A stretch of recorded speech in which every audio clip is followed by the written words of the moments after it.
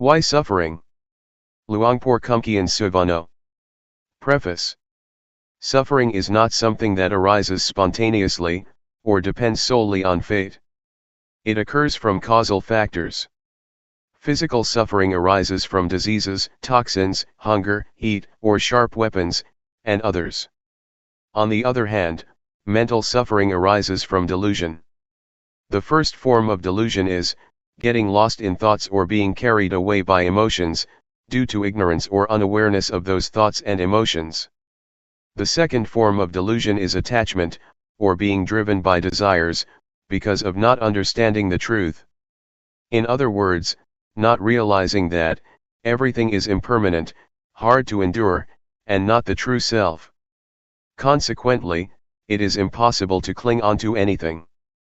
Physical suffering is not difficult for most people to understand, while mental suffering is perceived to be caused by illness, old age, poverty, loss of beloved things, or separation from loved ones.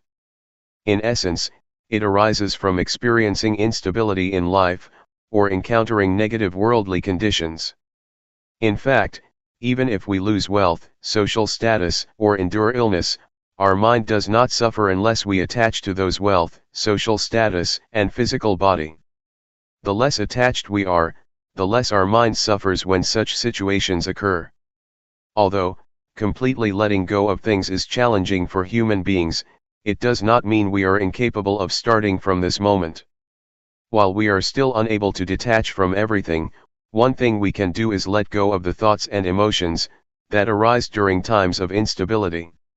Even if we cannot prevent their occurrence, we have the ability to be aware of those thoughts and emotions, by being mindful and observing them. Once we truly see and become aware, those thoughts and emotions cannot overpower our mind, or cause mental suffering. Old age, illness, loss, and separation are things we cannot avoid, but we are able to protect our mind from suffering. This is one of the rights that we have since birth, the right not to suffer. However, we can truly exercise this right only when we cultivate awareness and deepen our realization of the truth, in order to expel both forms of delusion, starting with the delusion in thoughts and emotions, followed by the delusion of attachment. In other words, we cultivate mindfulness and wisdom respectively, until they reach their full potential. Luangpor Teean Suvano dedicated his life to guiding people towards the understanding that everyone has the right not to suffer, through the cultivation of mindfulness. By being aware of every movement, we can realize the truth that there are only rupa, physical form, and nama, mentality. Nothing is our true self or belongs to us. The various sensations that arise are simply agara, condition, not the self, not us, and not belonging to us. Even when dukkha, vedana, painful feeling, occurs, no one suffers. In other words, suffering exists, but no individual who suffers. The content of this book is teachings by Luangpor, which were published by followers on the occasion of the 9th anniversary of his passing. Its purpose is to motivate everyone to be diligent in our practice, enabling us to gain the greatest benefits of being born as a human in this lifetime. I hope everyone realizes that we have the right not to suffer, and we should exercise this right to eventually free ourselves from suffering. Propizon Vizalo. August 12, 2023. Let's listen to the Dhamma. Luangpor will speak to you. Listen to the teaching, and act upon it. Do not just listen for the sake of memory. Listen not only to understand, but to put it into practice, to experience it, and to embody it into our being. This is the practical aspect, not the theoretical understanding. We cultivate mindfulness. The primary practice is not to pray, worship, or wish to gain something out of curiosity. We do not need to think, but rather rely on our actions as guidance. Use our body and mind, which are referred to as citta, mind, cetasika, mental factors, rupa, physical form, and nibbana, enlightenment. These are paramathasaja, absolute truth, not samyati paniyati, conventional term. We bring our body and mind, rupa, to experience it directly, without any sense of seriousness, desire, or caution.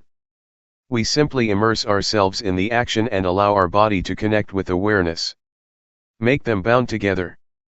Bring our mind, consciousness, and awareness stick together. Previously, our body was trapped in ignorance or delusion, and our mind was lost in emotions. We allowed emotions to take control, becoming the master of our mind. Meanwhile, our body was attached to delusion, causing wasted actions, wasted walking, and wasted breathing. Every movement was useless, without any benefit gained.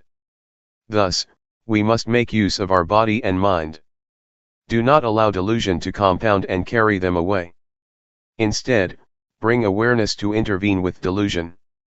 We must pay attention and look after our body and mind. Do not turn our back on them, but confront them.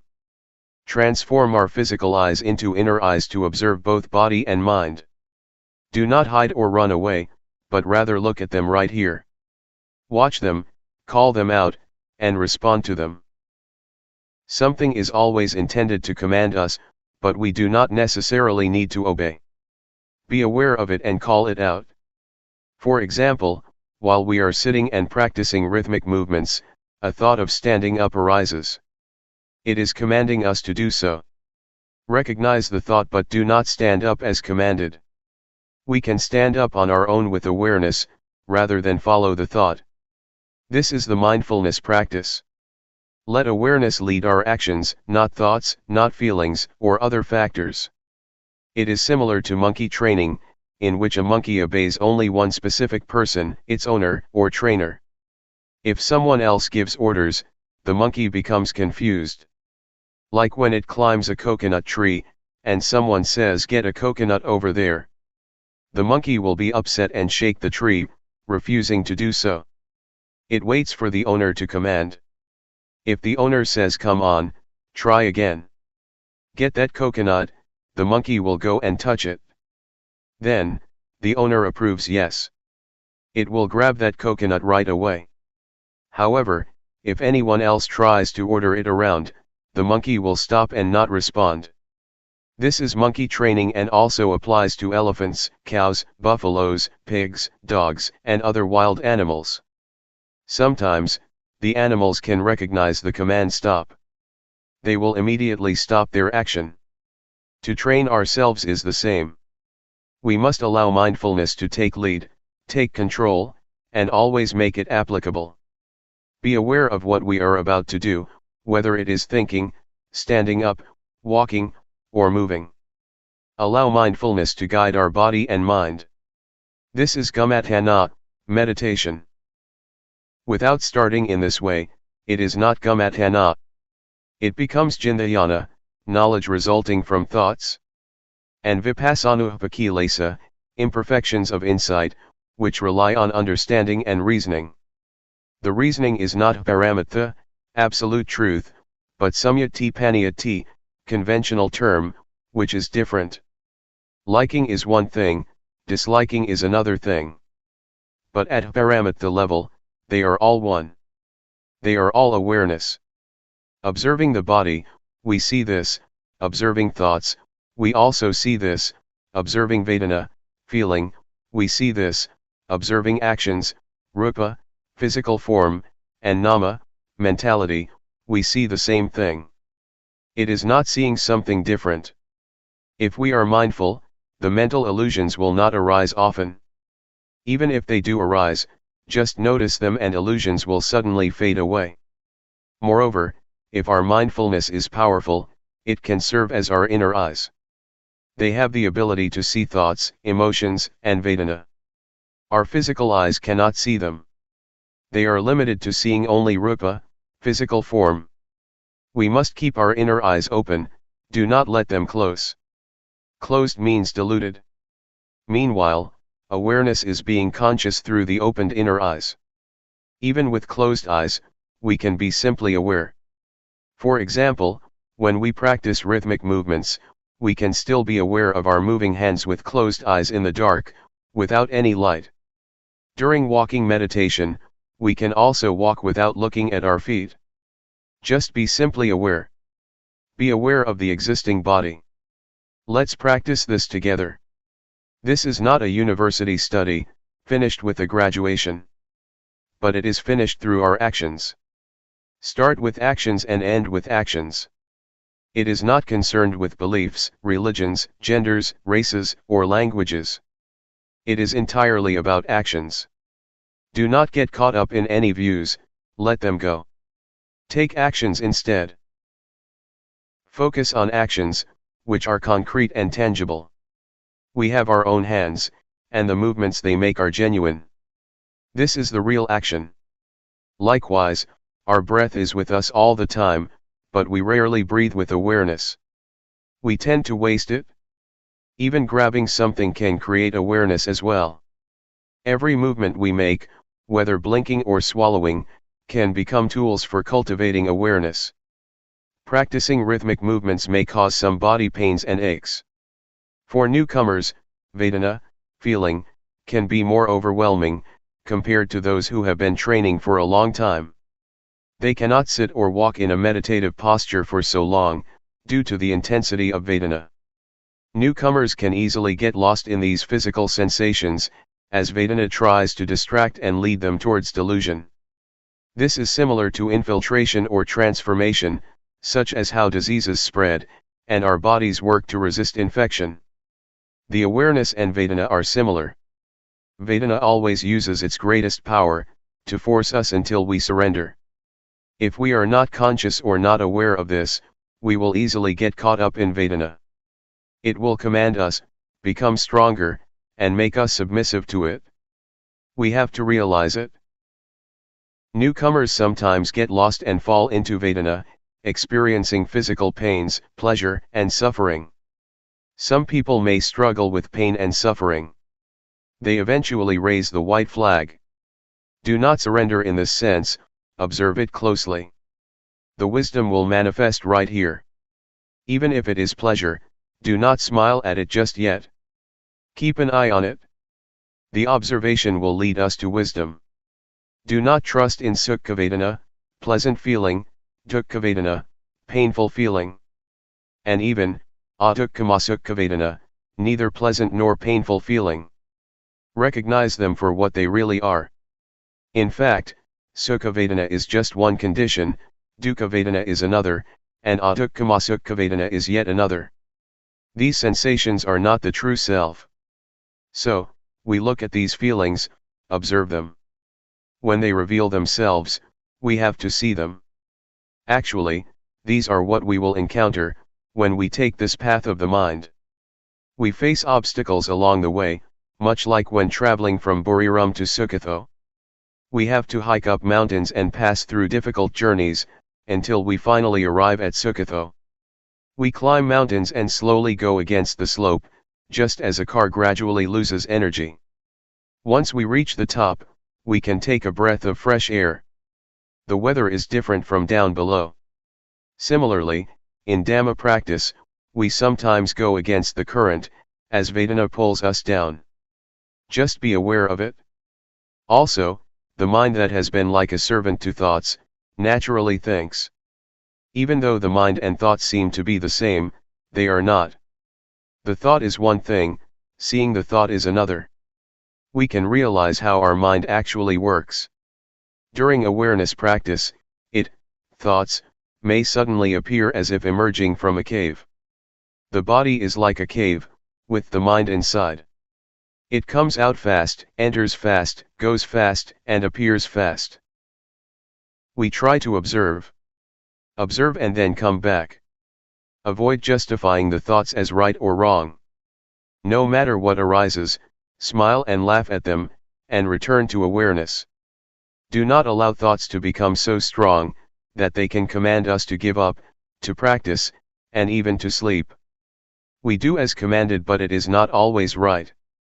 Instead, we must perform these actions with cetana, volition, starting with cetana. Cetana hunghit kave gum mang vata me. Cetana is gumma, action. Without cetana, the actions have no consequences, which is called gathatha gumma, casual act. If we act with cetana, it will lead to phala, fruition. This can be considered as magga, path. Knowing with cetana is magga, and awareness is phala. Our actions can become magga and phala.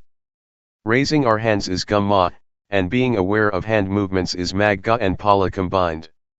We can really feel the sensation when putting our hands on our knees.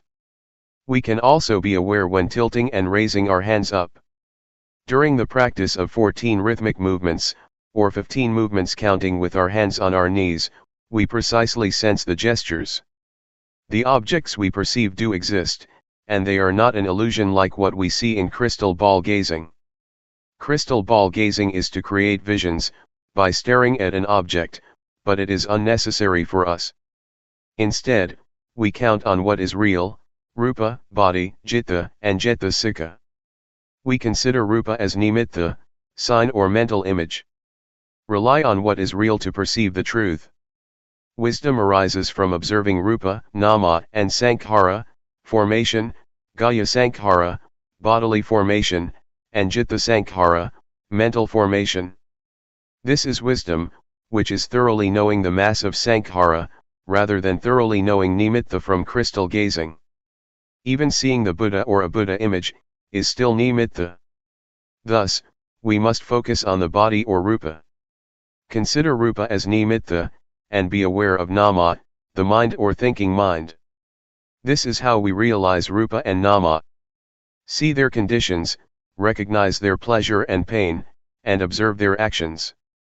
We also see sila, morality, samadhi, concentration, and panya, wisdom, arising in rupa and nama. Similarly, we see punya, virtue, and papa, non-virtue, manifesting in them, not in the temple or in Luangpor. In fact, both punya, virtue, and papa, non-virtue, exist in rupa and nama. Rupa and nama are capable of doing good things. The cultivation of mindfulness is also a good deed. Being aware of our actions does not do any harm.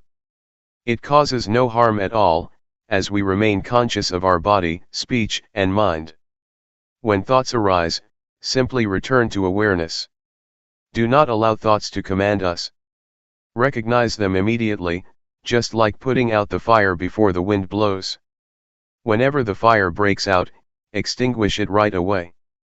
Through experience in extinguishing, eventually it may not arise. In the end, we may experience a sense of calm, which is called nibbana. Nibbana is within our mind. We can also recognize it through our breath. It exists right here. Do not look for nibbana anywhere else. This is why we have to be aware and observe our body and mind, considering them as nimitta. Bring awareness in our field work, that is the primary practice. Allow actions to guide us rather than reasoning. This is gumatthana, the base of action. It is a complete learning, similar to the university education, in which we can gain knowledge and skills to work. Nevertheless, the complete learning of life is about the body and about awareness. It is accessible to everyone, whether young or old, male or female, monk or laity, no matter what nationality, beliefs, or religions. This is all about the body and mind. Everyone has a body and mind, regardless of their nationality. We experience awareness, ignorance, vedana, thoughts, and dhamma, which can appear as positive or negative. They all arise within our mind. Whether it is anger, heat, cold, hunger, headache, or stomachache, these sensations are equal as they are all vedana. Thus, let's have fun with it. Learning the truth is enjoyable. We are observing the real things, such as really seeing the body, really seeing Vedana, and really seeing thoughts. When thoughts arise, they can become so overwhelming that we cannot resist. Thoughts may even blend with emotions. We cannot overcome them without strong mindfulness and awareness. We always sense it taram mana, pleasant condition, as positive, and anitaram mana, unpleasant condition, as negative. Pleasure is positive, while displeasure is negative.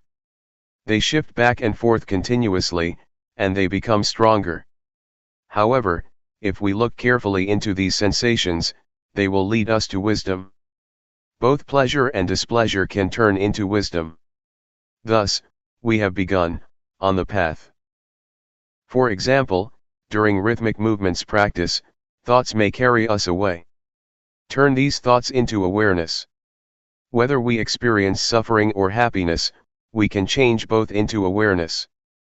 Even heat and cold, ache and fatigue, can also be changed into awareness.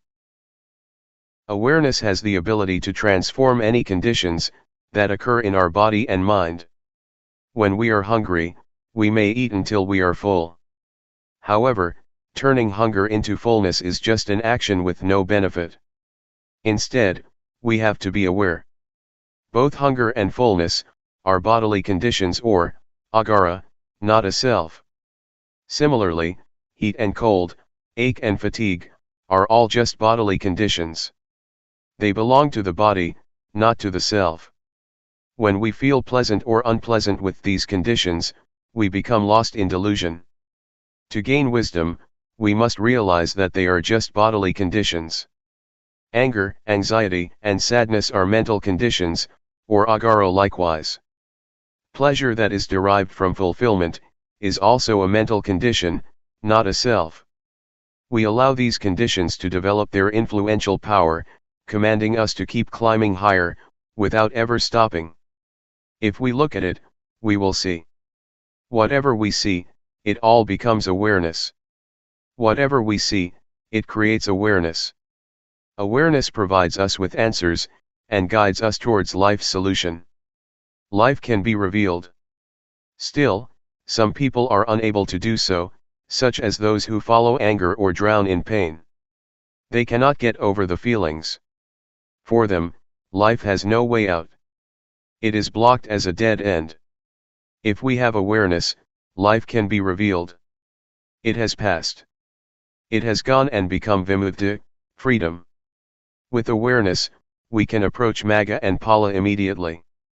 Moreover, studying what we see with our eyes, hear with our ears, and touch with our hands, is studying the truth. We simply realize whatever happens, and allow them to pass. We can even get through thoughts as well. Just be aware. Let's cultivate awareness. It is necessary for us to practice. Do not seek any reasons or attach to any thoughts. It is not like that. Take actions. Focus on actions instead.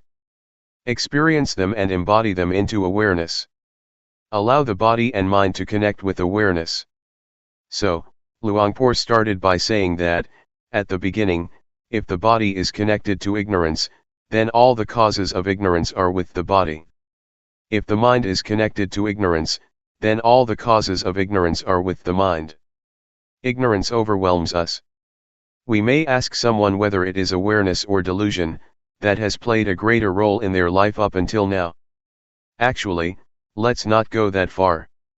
Let's take only this hour. During walking meditation, we can take about 3,000 to 4,000 steps per hour. If we walk just right with a suitable body swing, we will probably take about 4,000 steps. But will we be aware of every step? Perhaps we are distracted for half of it, and are aware of the other half. In rhythmic movements practice, if we move our hands just right with a suitable gesture, we can become aware of a rhythmic movement in each second. Feel it. Feel it like a clock ticking. Tick, tick, tick. We can be aware of 3,000 to 4,000 motions. Sometimes, we may be more distracted than aware, with 4,000 to nearly 5,000 movements per hour. If we observe closely, Delusion can be frightening. While we continue practicing awareness, we may suddenly notice the thoughts, and realize that we had never seen them before. It took us 30 years to eventually see our thoughts. We almost died, barely survived. It can be a shocking realization when we see them. Previously, we had never recognized delusion and thoughts, as we believed we could live with them. We could think anything, even insane and ridiculous ones. Once we become aware of thoughts, we can realize how much our life is affected by them. It is like walking on the edge of a cliff, where we can easily slip out and fall. If we are careless, we do not survive. This is very terrifying. The mind is capable of thinking about anything, including harmful thoughts. It keeps thinking without limits. Even when we are angry, we eat and sleep with anger. Sometimes, it is overwhelming to the point that we cannot eat and sleep at all, but we still hold on to that anger. How can we be affected that much? The right of non-anger exists. Why don't we exercise this right? Also, the right of non-delusion is here. Why don't we experience it? We kept accepting every feeling that came our way. It used to be like that. Once we practice awareness, it makes our hair stand on end. We are granted a new life, a fresh start. It is called Nawa Shiwan. Nawa means new, Shiwan means life. It is truly a brand new life, not old anymore. This is the power of awareness. However, awareness is different from delusion. Every time we get lost in delusion, our life becomes messy, not new at all. Like a clean white cloth, when carrying thoughts, it becomes dirty, stained, spotted, and gloomy. The Buddha once said, a monk who is immersed and engrossed in thoughts, is considered to break his precepts, making them impure and tainted. Such is the power of thoughts over us. We may mistakenly believe that we are skilled practitioners, just because we walk slowly, sit with our eyes closed, wear traditional monk or white robes, and shave our head. Nevertheless, these external actions are not enough. We must take care of our body and mind and remain aware. Sometimes, we boast about our religious doctrine, sex, or status. We also identify ourselves to be attendants of this temple, or students of that particular master. It is not like that. Awareness is what truly purifies us. It is not about praying through any worship or ritual. Try to be aware of ourselves. When thoughts arise, recognize them, before they lead to immoral actions caused by ignorance. Similarly, awareness always presents, before it becomes meritorious.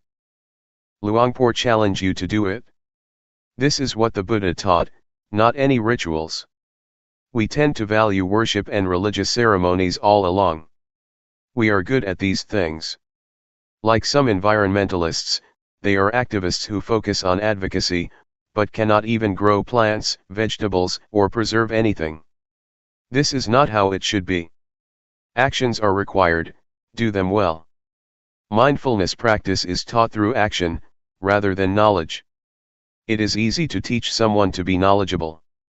They just explain about, 2 Bahugara Dhamma, virtues of great assistance, which consists of sati, mindfulness, the ability to recollect, and sampajanya, clear comprehension, the ability to be aware. By emphasizing this 2 to 3 times, we can certainly understand and remember it. When put to the test, the question is, what are the Dhamma that provide us with such great assistance?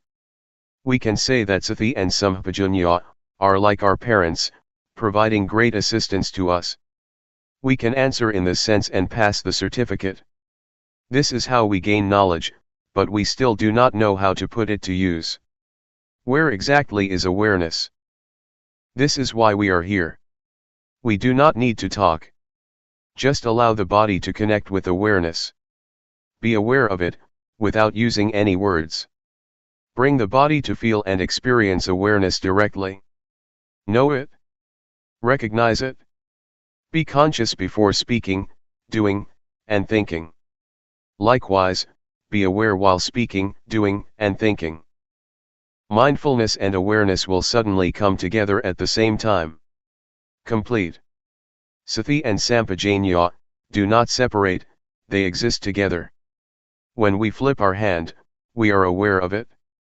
Even before flipping our hand, we can feel it. While flipping our hand onto its edge, we recognize it.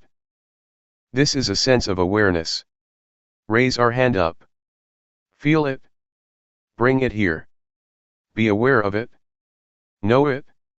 Know it again. Know it lightly. Know it fresh. And know it purely. Spiritual Tips for Meditators. Part 1. By Luangpor Teean. The Path of Mindfulness. Now I am going to teach you the way to meditate. Please relax and feel comfortable, because what I am going to teach you is based on something you already have in your mind. The teaching that I am going to instruct you in is based on something which is real and genuine, the truth. And the truth cannot be deceived. It cannot be deceived by neither the master nor the students. The master cannot deceive the student and the student cannot deceive the master, once either of them has realized or understands the truth. This is a technique that can be understood by everybody. All of us have mind and body. We also have mindfulness. Mindfulness is a quality of mind that we can cultivate and develop, but it is already in our minds. Once we are mindful or once we are awakened to mindfulness, all of us are the same, but if we do not have mindfulness or if we are not mindful, we are different. Meditating, especially developing mindfulness, does not require special time designated specifically for this technique. It can be practiced all the time in our daily lives. It does not demand special time, mainly because mindfulness is already in our minds. It can be developed through our daily activities. If we practice properly, we will feel that our lives are normal. We cannot practice for others but have to practice for ourselves. We cannot learn from others but have to learn from direct experience. We have to learn by realizing the truth in our minds. The meditation cannot be achieved from memorizing texts or reading books. We have to experience the reality in ourselves. For example, when we think, we have to see, observe, and experience the reality of thoughts, how they arise and how they fade away.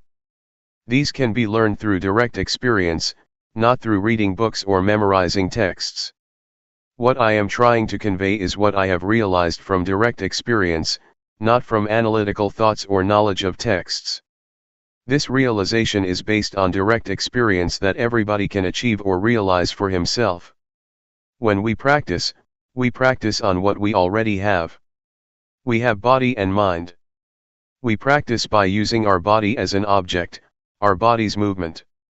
When our body moves, when our hand moves, we should just be aware. The hand is real, the body is real, and our awareness of them is real and can be cultivated. The more we practice, the more awareness we accumulate.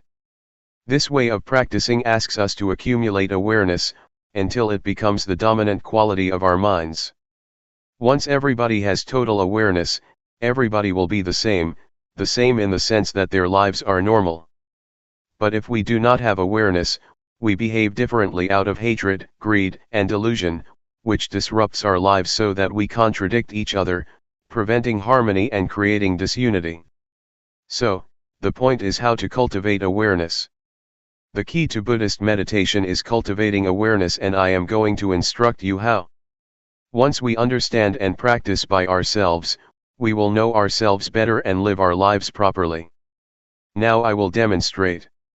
Everybody, please place your palms on your thighs, sit comfortably, and open your eyes. First turn your right hand onto its edge from your thigh, raise it to the height of your chest, and move it to your abdomen. Turn your left hand from your thigh, raise it to height of your chest, and move it to your abdomen. Move your right hand to your chest, move it out, lower it to your thigh, and turn it down. Raise your left hand to your chest, turn it out, lower it, and turn it down. Again. Please try to be aware of every movement, aware, not focused. Feel, Feel the sensation of your body. Just make it natural. Just feel it. That is the way to develop awareness naturally. Sometimes thoughts will sneak into our minds, just open yourself up to them but don't follow them. Once we are aware of our thoughts, we return to our body, to the movement of our hands. This method does not encourage one to stop thinking but just to be aware of it. In fact, we cannot stop thinking because it is the nature of our mind to think. We should be open to all kinds of thoughts, but do not follow them or repress them. Just be aware. With awareness, we will be firm and not react to our minds, either positively or negatively. This is the introduction. I would like you to try, to practice, to feel yourselves and see how it affects your mind. When you place your hand on your thigh, do you know where your hand is? Once you know where your hand is, you have already cultivated knowingness, that is to know, to feel where your hand is. And the practice of mindfulness is based on this awareness. When you turn your hand on your thigh, do you know the position of your hand? You know where your hand is, right? Raise your hand. Is it on your thigh? Where is it? Who knows the position of your hand? You or other people? Can anybody know for you? Is it only you that can be aware of where your hand is? No, no, no, be aware, be aware, be aware. Do not force your mind to focus or concentrate on every minute of your movements, just feel every step intervally, and don't focus your mind to feel like a straight line of feeling. That's not the right way. The only thing you have to do is be aware. Don't analyze or try to reason what you are going to do or why you are having such thoughts. Don't analyze or rationalize any of your thoughts. Do not make judgments, whether this thought is good or not, just be open to it, be aware of it, with no blame, no repression, and no stopping, just be receptive to the thoughts. This will enable awareness to develop quickly. Keep practicing, keep doing, and keep being aware of your body's movement. It does not need to be the movement of your hand, but can be the movement of your breath. When you breathe in and breathe out, these are also your body's movements. When you walk, try to be aware of your walk, be aware of whatever your movement is. Be aware of every position, and whatever you do try to be aware of only one posture. When you walk, just be aware of your walking, do not be aware of your breath. But if you want to be aware of your breath, that's okay as long as you choose only one object. Do not use too many objects or they will confuse you. The point is that whatever thoughts arise, just be aware, and come back to your body's movement. Do not be caught up in your thinking process or your thoughts. If you feel tired or tense after sitting for a long time, change your posture. While you change your posture, please be mindful, don't change it hastily out of impulse or out of unmindfulness. During your walking meditation, you can either fold your arms across your chest or clasp your hands behind your back. Keep your hands properly, it will enable you to walk slowly with mindfulness. About 8 to 12 paces of walking will do for the meditation. Do not walk for too long a length or your mind will be easily distracted. If you walk at my speed, in 1 hour you will walk 4,000 paces. If you know every pace, you already have 4,000 units of knowingness in 1 hour. It will accumulate and can change the quality of your mind. Anyway, if you become distracted or you forget and become unmindful, when you walk or move your hands, that's okay. Do not blame yourself or feel unhappy when this happens. Just let it go and start again. When a thought disturbs your mind, let it be. Do not try to repress or suppress it. Just feel open to it. It will fade away automatically. This is the nature of the mind that we can realize through meditation. Now, let's try to experience it ourselves. After practicing for an hour, you may come back and we will have a question and answer session for 30 minutes. How was your practice? When you felt distracted or caught up in your mind, did you see the difference between them? Did you realize when you were caught up in your thoughts? Did you see the difference when you came back to your body's movement, or became aware of the movement of your hands or walking? Once you did that, did you see that the thoughts just ceased or passed away? When you are caught up in your thoughts or overwhelmed by emotions, you may forget to move your hand, or you may move it but have no full awareness of your body. That's okay, but try to return to your hand's movement or to your walk. Once you are aware of your body's movement, you are already a practitioner. A Dhamma practitioner develops awareness. This is the only duty of the practitioner. The same goes for feeling. If you feel tense, physical pain, or tired, do not be overwhelmed by the unpleasant feelings. Just come back to your body's movement or just be aware and see the painful feelings. In other words, don't become lost, caught up in or overwhelmed by these unpleasant feelings, but be aware. Awareness will enable your mind and your life to go ahead without being interrupted by thoughts or feelings or any kind of disturbance. Thoughts will arise, feelings will disturb you, but if you have total awareness, you can go ahead without being stopped or blocked by these hindrances. You will go ahead, go straight ahead. For beginners, just cultivating awareness is enough. Do not try to achieve or gain anything. Do not expect any realization, any insight, or wisdom from the practice. Just awareness is enough for you at the present stage, and it will enable you to go ahead without any problems or difficulties. For the beginners, you may not sit longer if you wish, and the awareness may develop slowly, not smoothly. That's okay. Just try to keep practicing, and this will enable mindfulness or awareness to develop. Do not feel bad when you feel you are caught up in your thoughts, or in pleasant or unpleasant feelings, or you become forgetful of the practice. That's okay. Do not blame yourself. Do not feel depressed. Just come back to the practice, come back to be aware of your body's movement. When you keep practice, you keep accumulating awareness. You will begin to see, to realize, the nature of your mind. You will see that thought are one thing and mindfulness is another. The thoughts or feelings are not you, not yours, not me, nor mine. Previously, you may have thought that the thoughts are your thoughts, but in fact, they are not your thoughts. The thoughts are just there, but they are not yours. And this you can see, because of mindfulness. Mindfulness will separate you from the thought, so you can observe the thought without being identified with it, or take it to be you or yours. In the sutra, the Buddha advises us to contemplate, to be aware of body, feelings, and mind or the thoughts. These three aspects, body, feeling, and thoughts, are already with us, they are not something outside of us. We can use them for our spiritual well-being. In the past, when we wanted to stand up, we stood up instantly out of habit. But if we practice and develop mindfulness, before standing up, we will be aware of the desire to stand up. Thus we will stand up mindfully. We can apply this approach or this attitude to whatever activity we do, and our lives will be on the path to mindfulness. Meditation's priority is to develop awareness first. It is the crucial factor that needs to be developed during the practice.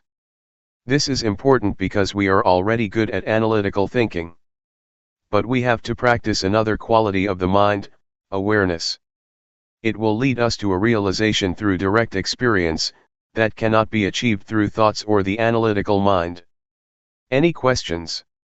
If you want to ask, please ask based upon the experience that you have already had from your practice in the past few hours. Do not ask through the analytical mind. Question: the mind that gives rise to thought, the mind that's mindful, and the mind that is aware, are these minds the same? Answer: practically speaking, you can see the three. You can see the scattered thoughts, or you can observe the mind. This can happen when you are aware of your body. When you are aware of your body and a thought arises, your mindfulness will come and watch and be aware of your thoughts. You can see the difference, differentiate between your thoughts and mindfulness or awareness. Without being aware of your body's movement first, it is difficult to see the difference between your thoughts and your mind. Question: when you observe a thought, is the thought in the past? Answer: once you are aware of a random thought, it is in the past, but if you are not aware of it, it is the present. The random or unintentional thought is the kamma, a kind of action, a mental action that can lead to other consequences, either good or bad. If you become aware of it, awareness will halt that mental action, thus getting rid of whatever consequences that might have happened. Question: is this practice of using your body as a meditative object for the training of samadhi? Answer: the awareness can lead to calmness, if you are caught up in or dwell on the calmness that is the samatha, calmness meditation. But if you lift your mind from the calmness and observe the calmness, then it is insight meditation. So it depends on how you deal with calmness. If you dwell in the calmness, it is a calmness meditation. If you observe the calmness, it will lead to insight meditation. Question: is this awareness the same as the Buddha's? Answer: the awareness mentioned above is the same as the quality of Buddhahood. It will lead to total insight. This kind of practice also includes the threefold training: morality, concentration, and wisdom. Question: do you mean that awareness includes threefold training? Answer: the threefold training is not awareness itself, but is based on awareness. You cannot keep precepts without awareness.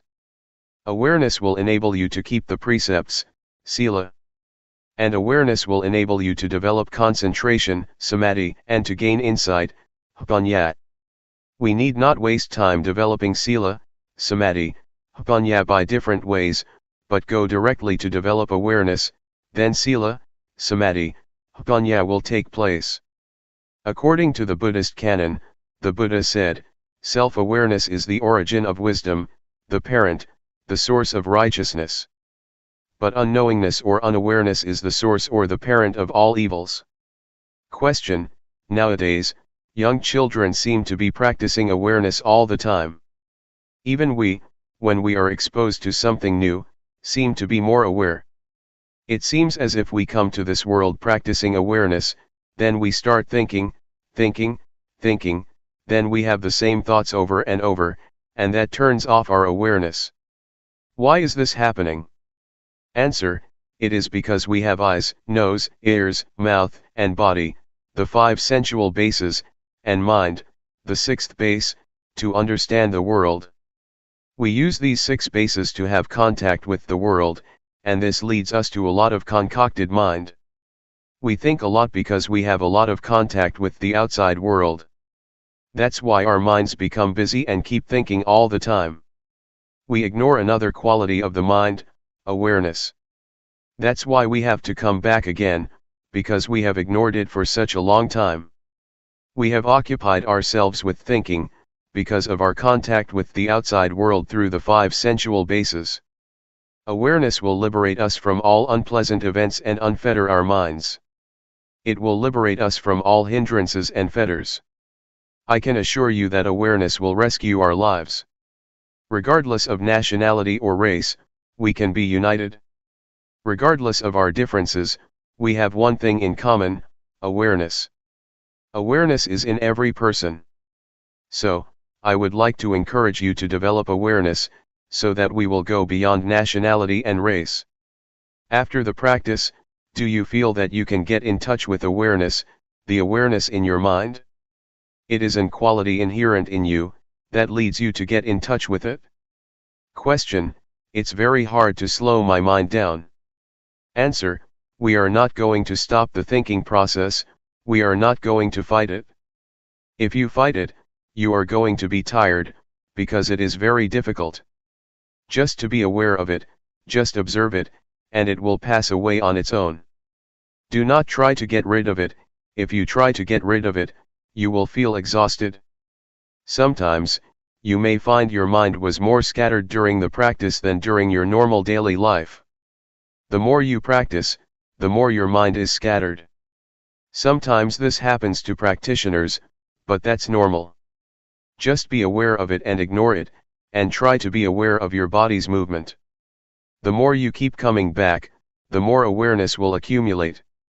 Just keep coming back. Do not try to fight your thoughts. June 1, 1997. Cultivating awareness. The Buddha said that there are 5 hindrances to meditation: The first is drowsiness, the second is agitation or restlessness, the third is doubt, the fourth is sensual desire, and the last is ill will, hatred, or irritation. Doubt means that one feels uncertain, whether the practice is right or wrong, so he just stays on the edge, and cannot commit himself to any kind of practice. You may encounter any of the 5 hindrances. That's alright, it's even beneficial. Try to observe the hindrance rather than following it, or being overwhelmed by it. To observe is to keep your mind from identifying with these 5 hindrances. For example, when you feel sleepy, instead of lying down and following the drowsiness, just try to observe it, and the awareness will lift your mind from being drowsy. Thus you can learn how to interact with restlessness, or with agitation. They are not bad. They can teach. Yet, there are people who, with total awareness in their minds, can go straight through their practice without being caught up in, or dwelling on the 5 hindrances. Awareness not only helps us overcome the 5 hindrances, but will also lead us beyond delusion to insight, or wisdom. When one is unmindful, unaware, or becomes caught up in one's thoughts, one cannot see things clearly and is overwhelmed by delusion. Yet once one becomes aware or free from the 5 hindrances, one can go further to experience insight. Because one accumulates awareness all the time, and awareness enables one to see things as they are, not distorted by bias or scattered thoughts, so that one can achieve insight. The insight that can be experienced from this method of meditation is the insight into the body and mind. You can see that the sense of us or me, in fact, is only the combination of body and mind. You will understand the nature of rupa, the form or body, and nama, the mind. You will see how they interact with each other. With this insight you will have a clear understanding that goes beyond the concept of me and mine, just body and mind, not the sense of self. With the insight into body and mind, you will know and be able to differentiate between thoughts and awareness.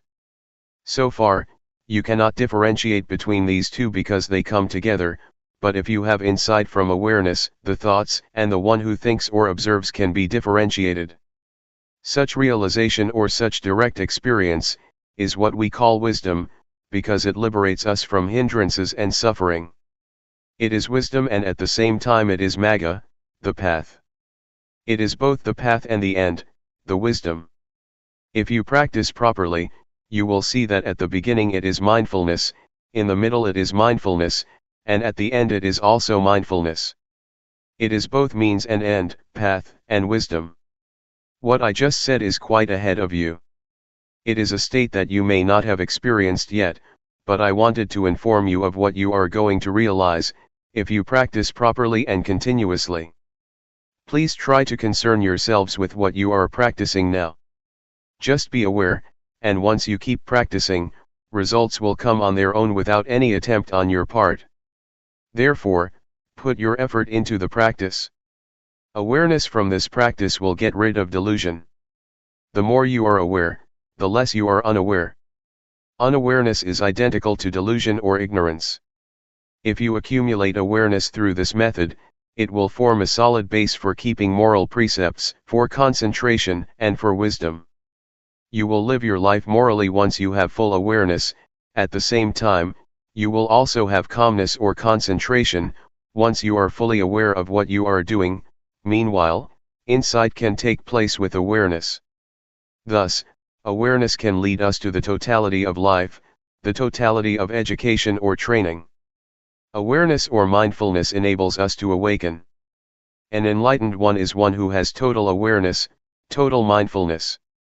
Buddha said many times that the Arahant, the enlightened one, is one who has full mindfulness and awareness in every moment of his life. His experience is like traveling in a freeway on which he can move ahead without any obstructions. Mindfulness is like this: you are not caught up in any thoughts, but move straight ahead in your life. You can learn a lot from this practice. You can understand a lot of things in Luangpor Teean's mind. It is as if your life is the texts, your practice is the texts, and you can gain a lot of knowledge from it. Your experience is the source of knowledge that will enrich you. I would like to persuade you to see for yourself. Try to see it, experience it, and it is within your capability to understand it. I would like to encourage you to learn more and more from the practice. This is not some kind of propaganda or an advertisement, but just an encouragement. Practice like this is sort of forming a new habit of awareness. Right now, we have the habit of unawareness, of doing things out of habit without awareness, but if we accumulate awareness, a new habit will be formed, and whatever we do, after we practice properly, we will be aware of our daily movements. But if we do not practice, we will easily fall back to delusion, to our forgetful habits. So, please try to accumulate awareness and try to be mindful. Another point that I would like to emphasize is that, awareness is not a quality confined to myself or monopolized by anyone. It's a quality inherent in all of you. You are all capable of increasing and developing your mindfulness, not only in this room but also in your daily lives. That's all I would like to share with you.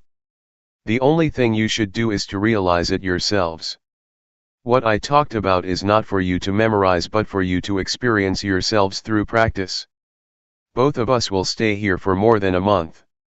Should you have any problems, please come and talk with us. Question: awareness is not limited to our hands movements only, right? Can it be expanded to things like scratching itches? Answer: that's right.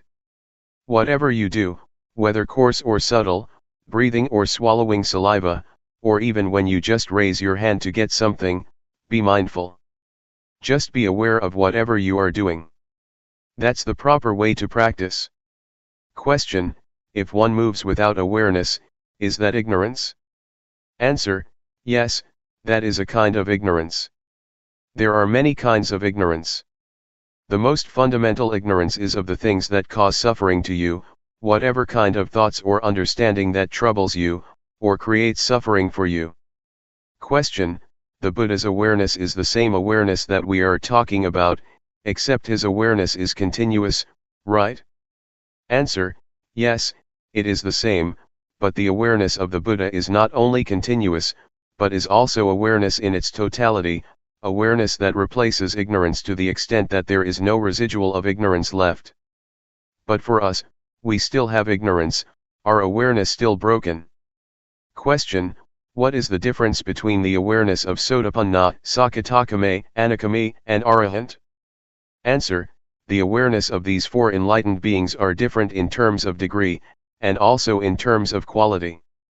The first stage of enlightened being, Sotapanna, has awareness that can get rid of the strong sense of self and uncertainty. The second stage of enlightened one, Sakadagami, can eradicate sensual desire and repulsion almost completely. For the Anagami, sensual desire and repulsion are eliminated completely. It is the different degrees of awareness that leads to different qualities. It is as though we are climbing up a ladder.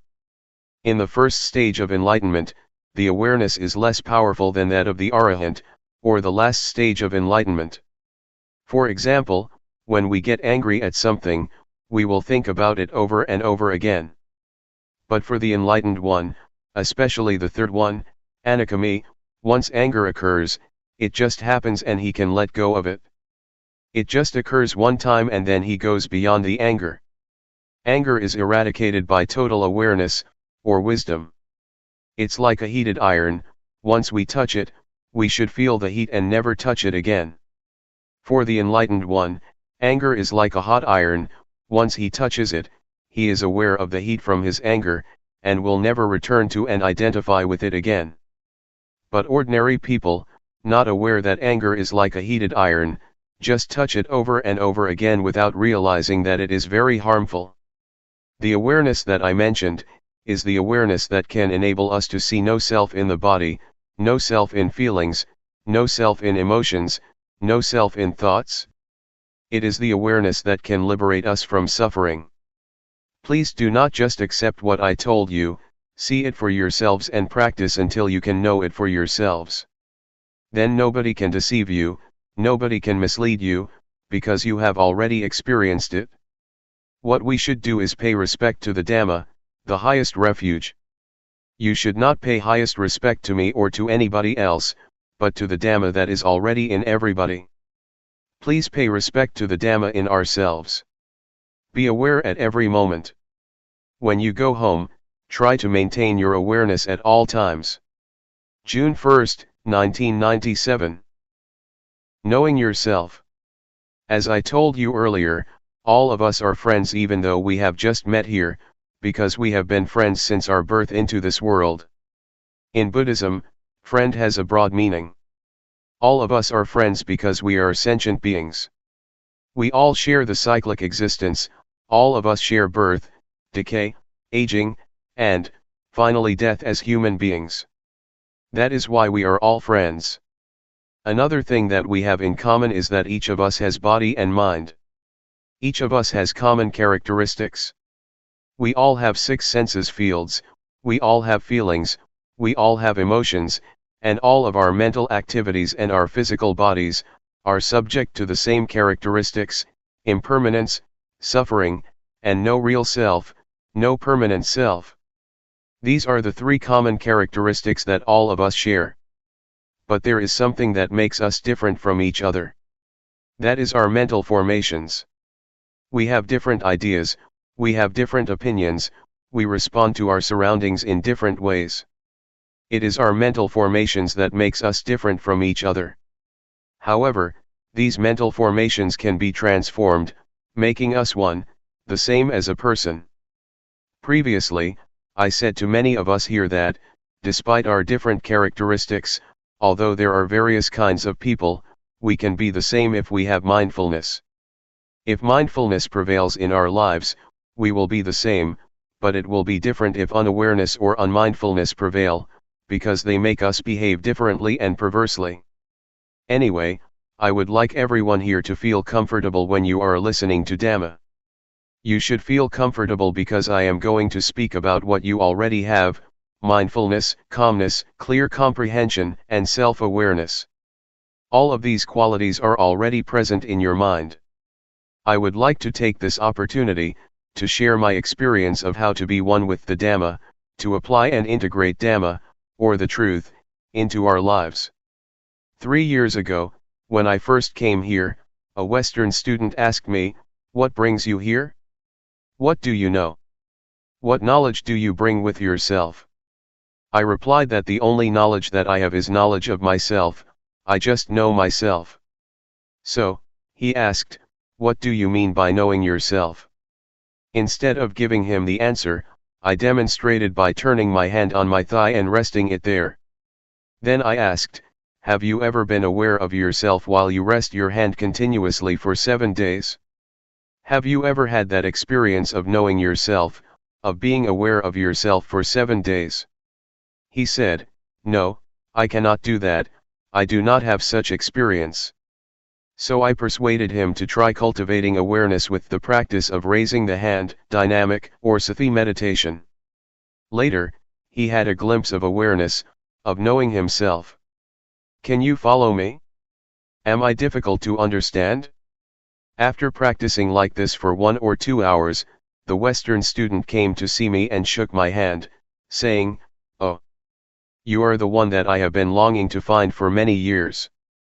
Knowing yourself is necessary, because if you do not know yourself you will be overcome by grief, selfishness, anxiety, ill will, and irritation. But once you are aware of yourself, you will be free from these sufferings. What we should learn and cultivate is the experience or state of mind that can liberate us from suffering, so that we can live without suffering. This is what I try to learn. I do not know how to make money or how to increase my pride, I do not search for honor or seek admiration. What I try to learn is the way out of suffering. The experience I mentioned is what we call Dhamma, or the truth. It is the truth that frees us from pain or affliction. It is the Dhamma that leads us to enlightenment, to be totally awakened. The truth, or Dhamma, is what makes one a Buddha. It is an experience can be shared not only by monks, but by everyone. This insight into nature brings us all into the oneness, to be the same. What I tell you is not speculation, but from experience developed by following the path of the Buddha. It is what the Buddha has already said. It is the outcome of the practice that the Buddha developed, the four foundations of mindfulness. That is, to be mindful of body, of feelings, of mental formations, thoughts or emotions, and of all existence in nature. Question: can people who have jobs that require a lot of concentration, such as scientists, maintain awareness while concentrating on what they are doing? Answer: it is possible to have both concentration at work and awareness of what we are doing. In fact, concentration and awareness should go together. You cannot concentrate if you are not aware of your thoughts or of distractions. Once we are mindful, once we are aware of the distractions, we can concentrate because we are able to remove the distractions. Not only does mindfulness help us to concentrate on what we are doing, it also helps us to use our intelligence more effectively. Mindfulness is like the master who tells how to use our intelligence properly. If you do not have mindfulness, or if your mindfulness is very weak, it is not easy to use the intelligence and information that you already have in a beneficial way. Mindfulness is like the software that tells us how to retrieve the information for this purpose. In Thailand, we compare mindfulness to the captain who controls and guides the ship and intelligence to the engine. So the captain controls the engine in the same way that mindfulness controls intelligence, to make the most use of it. So the answer to your question is twofold: mindfulness and awareness are both important. They enable us to concentrate and to use our heads, or our intelligence, properly in a beneficial way. Question: when I have a lot of problems, I seem to lose awareness of my body. Is that okay? Answer: it is normal that at that moment you cannot be aware of your body, but you still have to be aware of the thoughts in your mind. It is okay, because awareness means being aware of both your mind and your body. For those who have to think, it is at that moment that they should be aware of their thoughts, but it is not necessary to be aware of their bodies. Question: when I am reading, I am not aware of anything else. Is that also a form of meditation? Answer: yes, it is a form of meditation, if you hear the noises around you but do not pay attention. If you concentrate on reading, but are aware once you feel something strange outside, and you can turn your attention from your reading to the outside, it is a form of meditation. But, if you concentrate and try to cut yourself off from your surroundings, then, it is not mindfulness meditation. Question: are mindfulness and awareness the same thing? Answer: technically speaking, they are not the same but work together very closely. Mindfulness means sati in Pali. Awareness means sampajanya. But sati and sampajanya are very close, they are twins. In Thailand we call both sati and sampajanya mindfulness. Practically, they are synonyms, but technically, they are different. Question: can you explain the difference? Answer: sati, or mindfulness, means recollection, or calling to mind. Awareness means you know clearly what is going on in your body and mind. They have to be together. Once you collect your mind on some particular moment or movement, you already have the clarity of that movement and of yourself. They go together. Awareness is the consequence of mindfulness. Mindfulness and awareness are the crown, or the peak, of all Dhamma, or all teachings. If we are mindful, if we are aware of ourselves, it is not possible for us to break morality, or sila. Once we are mindful, we are free from distraction, and concentration arises. This is samadhi. With awareness, our minds become clear. With such clarity, insight will arise. This is Panyat. These three are the totality of Buddhist teaching. We call it the threefold training: training in higher morality, in higher concentration, and in higher wisdom. That is why mindfulness and awareness are called the crown of the Buddha's teachings. It is the teaching as a whole. With mindfulness and awareness, samatha and vipassana are possible. Samatha means calmness meditation, vipassana means insight meditation. These two types of meditation are possible with mindfulness and awareness. Question: the atmosphere was so dynamic, going from one thing to another, acquiring one thing and then another. It is desire, get, get, get, achieve, achieve, achieve. I had to leave. I found I was more centered when I reached home than I was at the monastery. Yet, the monastery is based on experience and wisdom, and it is this atmosphere the Buddha wants. I cannot explain why this is valid. I came 2 years ago to Chuangyan. There was the lake and the little pagoda but no statues, and today I come here and find size and quantity. I find a disturbance that was not here before. I am having a hard time placing myself in a peaceful relation to these. Can you comment on this? Answer: there are 4 aspects of Buddhism. The first is the teaching or state of mind that can be realized through the practice. Second is the tradition, customs, conventions, or rituals. Third is the material aspects, like buildings, temples, halls. The fourth aspect is the personnel, monks, nuns, laypersons. I try to emphasize the first aspect of Buddhism, that is the teaching or the experience that can be realized through the teaching. We should concentrate on this aspect. Do not pay much attention to the rest, the rituals, the buildings, or the personnel. If we focus on the teachings and the experience that can be developed from the practice, we will realize ourselves. So, I suggest you do not pay too much attention to the other 3 aspects or they will disturb your mind. It also happens in Thailand. There is much contradiction between teaching and practice, between the teachings and the monks themselves. Sometimes monks behave themselves badly, but this does not mean that you should ignore the Dhamma, the teachings. We have to separate the teachings and the personnel, the buildings, and the rituals. Sometimes the rituals contradict the teachings. Sometimes, monks are self-centered, practicing meditation without concern for the world. If we engage ourselves in these kinds of arguments, we cannot find peace. So, just keep practicing and try to put the teachings into practice. This does not mean that if one individual practices properly, the rest will follow. No, I only suggest that we start with ourselves. If we expect other people to start, if we expect other people will start without beginning with ourselves, then nothing will happen. Let us start with ourselves and then pay attention to the rest. I would like to share my experiences of when I was a young monk, just a beginner, starting to practice Sati meditation 30 years ago. The other monks, my friends, were not serious about the practice. They preferred chatting all the time, and many monks tried to engage me in their conversation. Many things around me were quite irritating, quite annoying. But I decided that I would not pay attention to my surroundings. I behaved myself properly and paid attention only to myself. If I engaged with my surroundings, with my fellow monks, I would not progress in the practice. So I just tried to concentrate on myself and ignore whatever was happening in the monastery. I started with myself first to make progress. But the most important hindrance is internal disturbances, not external ones.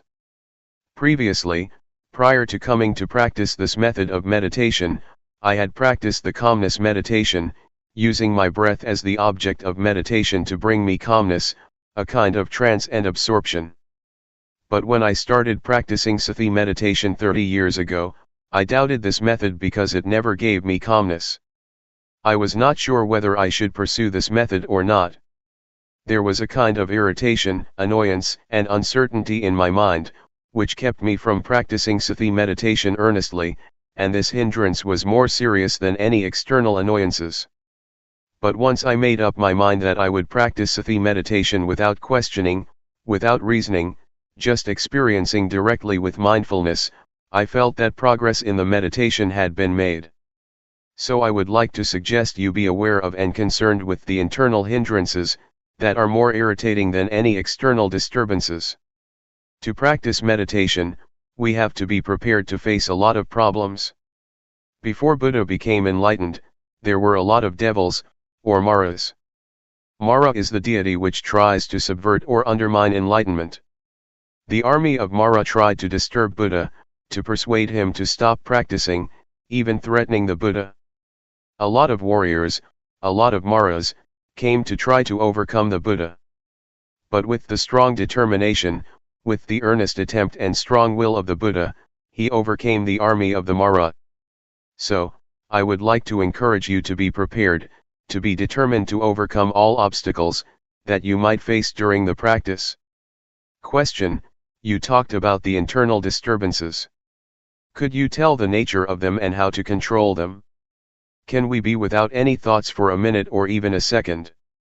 Thoughts are what cause internal disturbances. How can you control them? Answer: try to be mindful, try to be alert and awake, don't follow or be carried away by our internal disturbances. For example, if you feel sleepy or drowsy, do not follow the drowsiness or be carried away by drowsiness. Stand up or rinse your face with water or try to be skillful.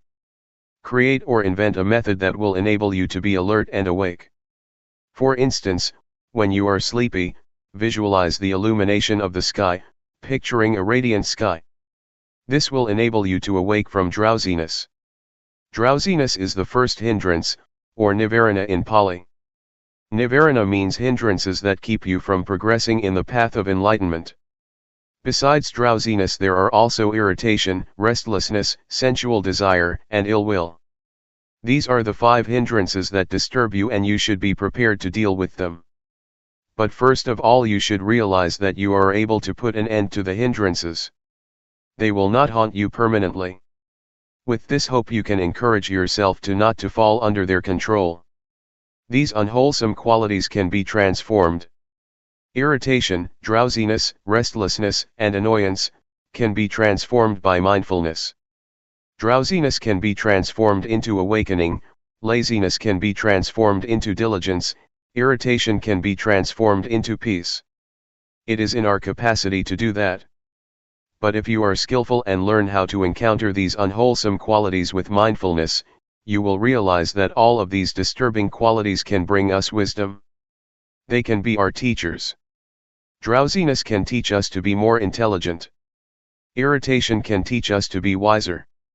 These can be accomplished by cultivating mindfulness. Do you want to try? Tomorrow we will start a 7-day retreat. I will take care of you if you would like to try, and I will not mislead you. I assure you that I will lead you down the right path. Question: why do you call it Sati meditation? It is supposed to be very calm and quiet. Answer: there are 2 kinds of meditation. Calmness meditation is one, but there is another kind of meditation that asks us to pay attention to awareness.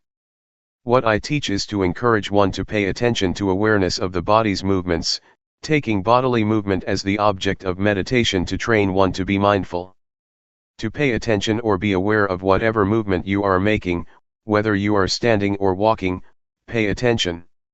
You are mindful of that present movement, it is the object of meditation. It is called Sati meditation, because it uses the body's movement as the object of meditation. It is called Sati because we do not sit in stillness, but create bodily postures as the object of meditation. Driving can be a form of meditation. Reading is also a form of meditation if you read properly. Sewing is too, as when I try to sew my robe for 9 days. Meditation is to pay attention to one thing with full awareness. Meditation is not necessarily closing your eyes and crossing your legs. Question: you said mental awareness of bodily motions was important. What if you are aware of something around you? Answer: in this practice, we are aware of our body's movement. This is the main posture, the main activity. But we are also ready to be aware of other things, either in our minds or outside in our surroundings. For example, when I am practicing, if a friend comes to ask for a needle to sew his clothes, I am ready to give him the needle while still keeping with the practice without talking to him. I just stand up and find the needle for him. After giving him the needle, I return to my practice. It means that I am ready to respond or to be aware of anything that occurs to me internally or externally. I do not cut myself off from my surroundings but am ready to hear the noises. If there is nothing special, I just pay attention to my bodily movement. Question: you are also a social worker. Do you teach Sati meditation to the people you serve, and how effective is it in helping them? Answer: I teach many who are receptive to my teachings, but there are still a lot who do not practice what I try to teach, because they are busy, occupied with their careers. Most of them are busy farmers with no opportunity to practice. I myself have to preserve the forest by my temple, keeping the illegal loggers away. Sometimes I try to teach them meditation too, but it is not easy. Drug addiction is also a problem in my village. I try to recruit the young villagers who are addicted to drugs to enter the monkhood, and train them for a month. They are okay when they are monks, but when they disrobe they become addicted again. I do not know how to help them. Thai villages are transforming. A lot of modern illnesses and problems are arising on the village level. Not only poverty, which is the last problem. The new problems are drugs, divorce, the breakdown of the family and the rise of single-parent families. These kinds of problems are spreading even in the villages. Our village is quite remote but still has such problems. Now, only the old and the children are in the villages. The young people, both men and women, have gone to the city. The village is going to break down. Community life is breaking down. I hope that America will be the center of Buddhism in the future. Is that too optimistic? But it is possible, because the American people are intelligent and earnest in their practice of Buddhism. Question: can Luangpor elaborate more? Why will America be the center of Buddhism in the future? Answer: American people are intelligent. They also take meditation seriously compared to the villagers. For example, in my area, the villagers have to go out to the fields really early in the morning, cutting the sugar cane, so they have no time to visit the temple. They are busy all the time. But here, many of you live far away but can still spare the time to come here to practice meditation, while my villagers living next door to the temple have never showed up. June 8, 1997. Realizing the true nature. This is a good opportunity for all of us here, to practice in order to understand and realize the true nature of ourselves, and the true nature of reality. There are a lot of people that cannot spare the time to practice here, but all of us here are committed to the practice. So, from now on, I would like to give meditation instructions. In the time of the Buddha, we did not have a tag that says, silent meditation to refrain from conversing with others. But it is in accordance with the principle that the Buddha established, that it is good for one to not see, hear, or talk while he is practicing meditation. If we have to speak, we should speak mindfully; if we have to see, we should see mindfully; if we have to hear, we should hear mindfully. We come here to practice meditation, to cultivate mindfulness. Mindfulness is already a quality of our mind. Practicing meditation to cultivate mindfulness, we encounter a lot of obstacles, a lot of disturbances both in our minds and from the outside. So we should learn how to cope with them skillfully. For example, when you practice, you may feel pain, be tense, or tired after sitting for a long time. You need to change your posture, changing your position from sitting to standing or walking. But before standing up, you should remind yourself to stand up mindfully. Do not stand up out of habit or stand up unconsciously, but do it mindfully, with full awareness. This is the technique that I would like to share with you. Try to allow mindfulness to guide our behavior. When we are tired of walking and would like to sit, we should be aware of the desire to sit. The desire to sit and the awareness of it are different. With awareness, we can see our desire, our need to sit.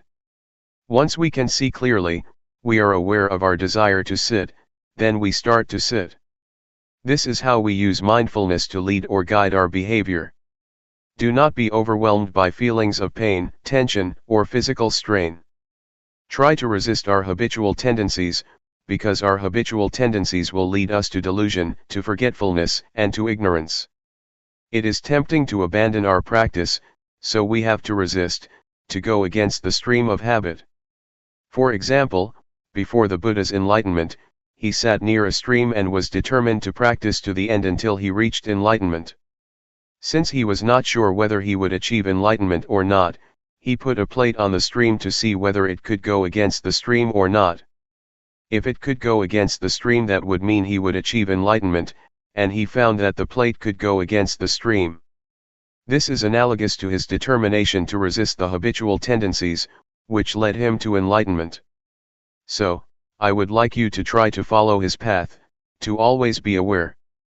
Be constantly aware of your body's movements. When you raise or move your hand, keep being aware of your body's movement. Do not let yourself stuck on anything else, be it high or low, pleasant or painful. Just be aware of your body's movements. For beginners, I would like to suggest you meditate in two postures, sitting and walking, sitting and moving your hands in a rhythmic pattern. But, if you want to try to meditate with breathing, and you feel that it can develop your mindfulness, that is fine. However, I would like you to practice in only two postures. Try not to use the lying posture because it is not good for mindfulness. Also, in daily life, keep practicing mindfulness when you are changing your posture. For example, when you go to the dining hall or to the toilet, be mindful in every posture, in every movement you make, whether it be in this room or outside. Avoid judging whether this is right or wrong, or keeping asking yourself, am I doing this correctly?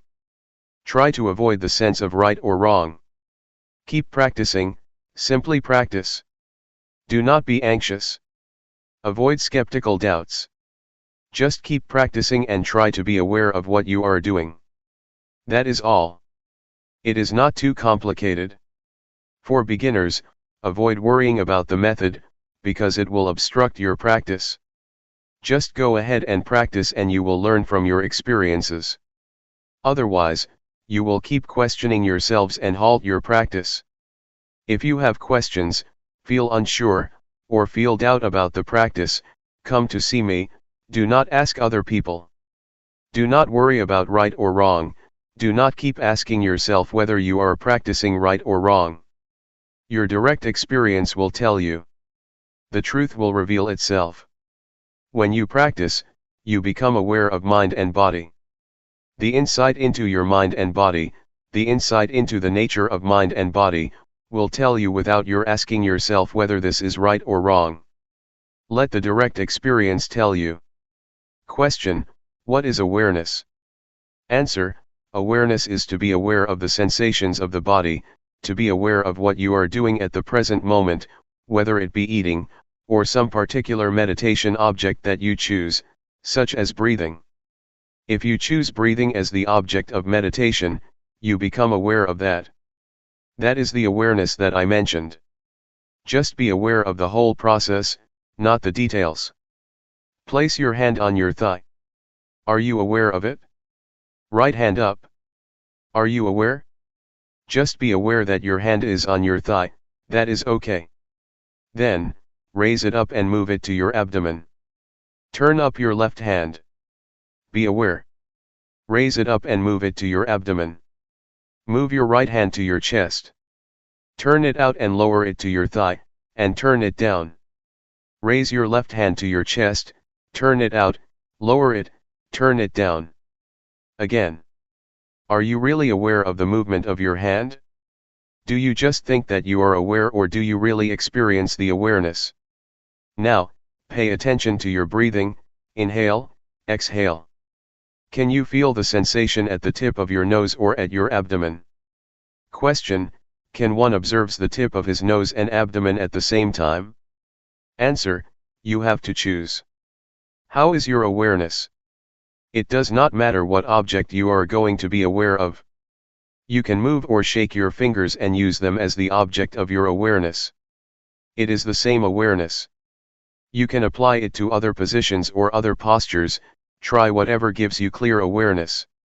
Sometimes you may feel doubts, and the awareness is not clear after practicing for a length of time.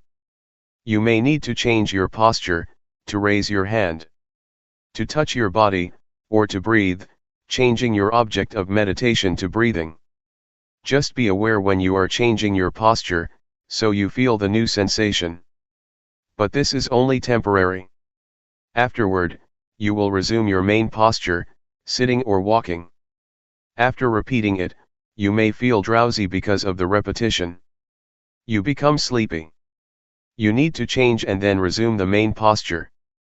It is a technique to awaken yourself so that you can have clear awareness. Awareness becomes clearer and clearer with your alertness. It is enjoyable if you try to use variations, try to initiate, invent, or apply many things to yourselves to solve your problems. You will enjoy this and be at ease. Easy. My master sometimes changed to the posture of paying respect to be alert, to awaken himself. As for walking meditation, try to either fold your arms across your chest or clasp your hands behind your back, and walk not too slowly and not too quickly, about 8 to 12 steps. Do not gaze too far. Do not lower your head too much. Just stare at the floor about 2 meters from your feet. If you gaze too far, you will be distracted, but if you lower your head too much, you will feel tense. Feel free to choose any posture you like, but try to spend a length of time with the posture you choose. Do not keep on moving or changing all the time. When you feel tired with a posture, do not change it suddenly. Try to delay, to go beyond the time limit, try to go a little bit further. If you feel tired and you change postures right away, that is not good. Try to go further to strengthen your will, your mind, your determination, and your body. When you move your hand, keep your eyes open. Do not close them. You may feel sleepy if you close your eyes. I do not have a problem when I practice with closed eyes because I do not feel drowsy. The first hindrance is sleepiness or drowsiness, and you may be stuck in the calmness. You will feel attached to the calmness from meditation, and it will give you nothing but calmness, no insight, no clarity of mind. So do not become stuck in the calmness.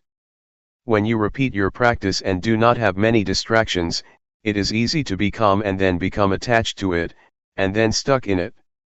Feel relaxed when you walk or raise your hand. Do not be tense or try to achieve anything, otherwise you will become tense or worried whether the practice is right or wrong. You will be distracted. Just feel relaxed and do it with ease. If you feel relaxed, you can overcome a lot of difficulties. In Thai, there is a saying that says, "Face the tiger with a calm and cool mind." So do not take it seriously, do not try to get it right. It is okay if your mind wanders or is carried away. That is okay. Start again. There was a story of a Zen monk. A woman was pregnant out of wedlock and her parents asked her who the father of the baby was. The lady, since she did not want to disclose the identity of the baby's father, said that a Zen monk in the local temple was the father. So the parents went to the temple and cursed him. The monk just replied, "Is that so?" He never replied more than that. Later, the baby was born. The parents took the baby to him since he had to be responsible for the baby. The monk just said, "Is that so?" He never complained or denied the accusation. He just took care of the child. But later on, the lady felt guilty that she had caused a lot of trouble for the monk, so she confessed to her parents who the real father of the baby was. The parents felt bad that they had treated the monk very badly. So they went to the temple and asked for forgiveness. But the Zen monk just replied, "Is that so?" This is a stable mind. The mind that keeps constant never changes. Whatever situation it is, be it good or bad, the mind is still the same, the behavior is still the same. That is all for tonight. June 8, 1997. The balance of the mind. You have to bear in mind that words or language have their limitations, they cannot express or convey all conditions of mind, but you can see for yourself what happens to your mind during the practice. We try to cultivate awareness of our body's movements.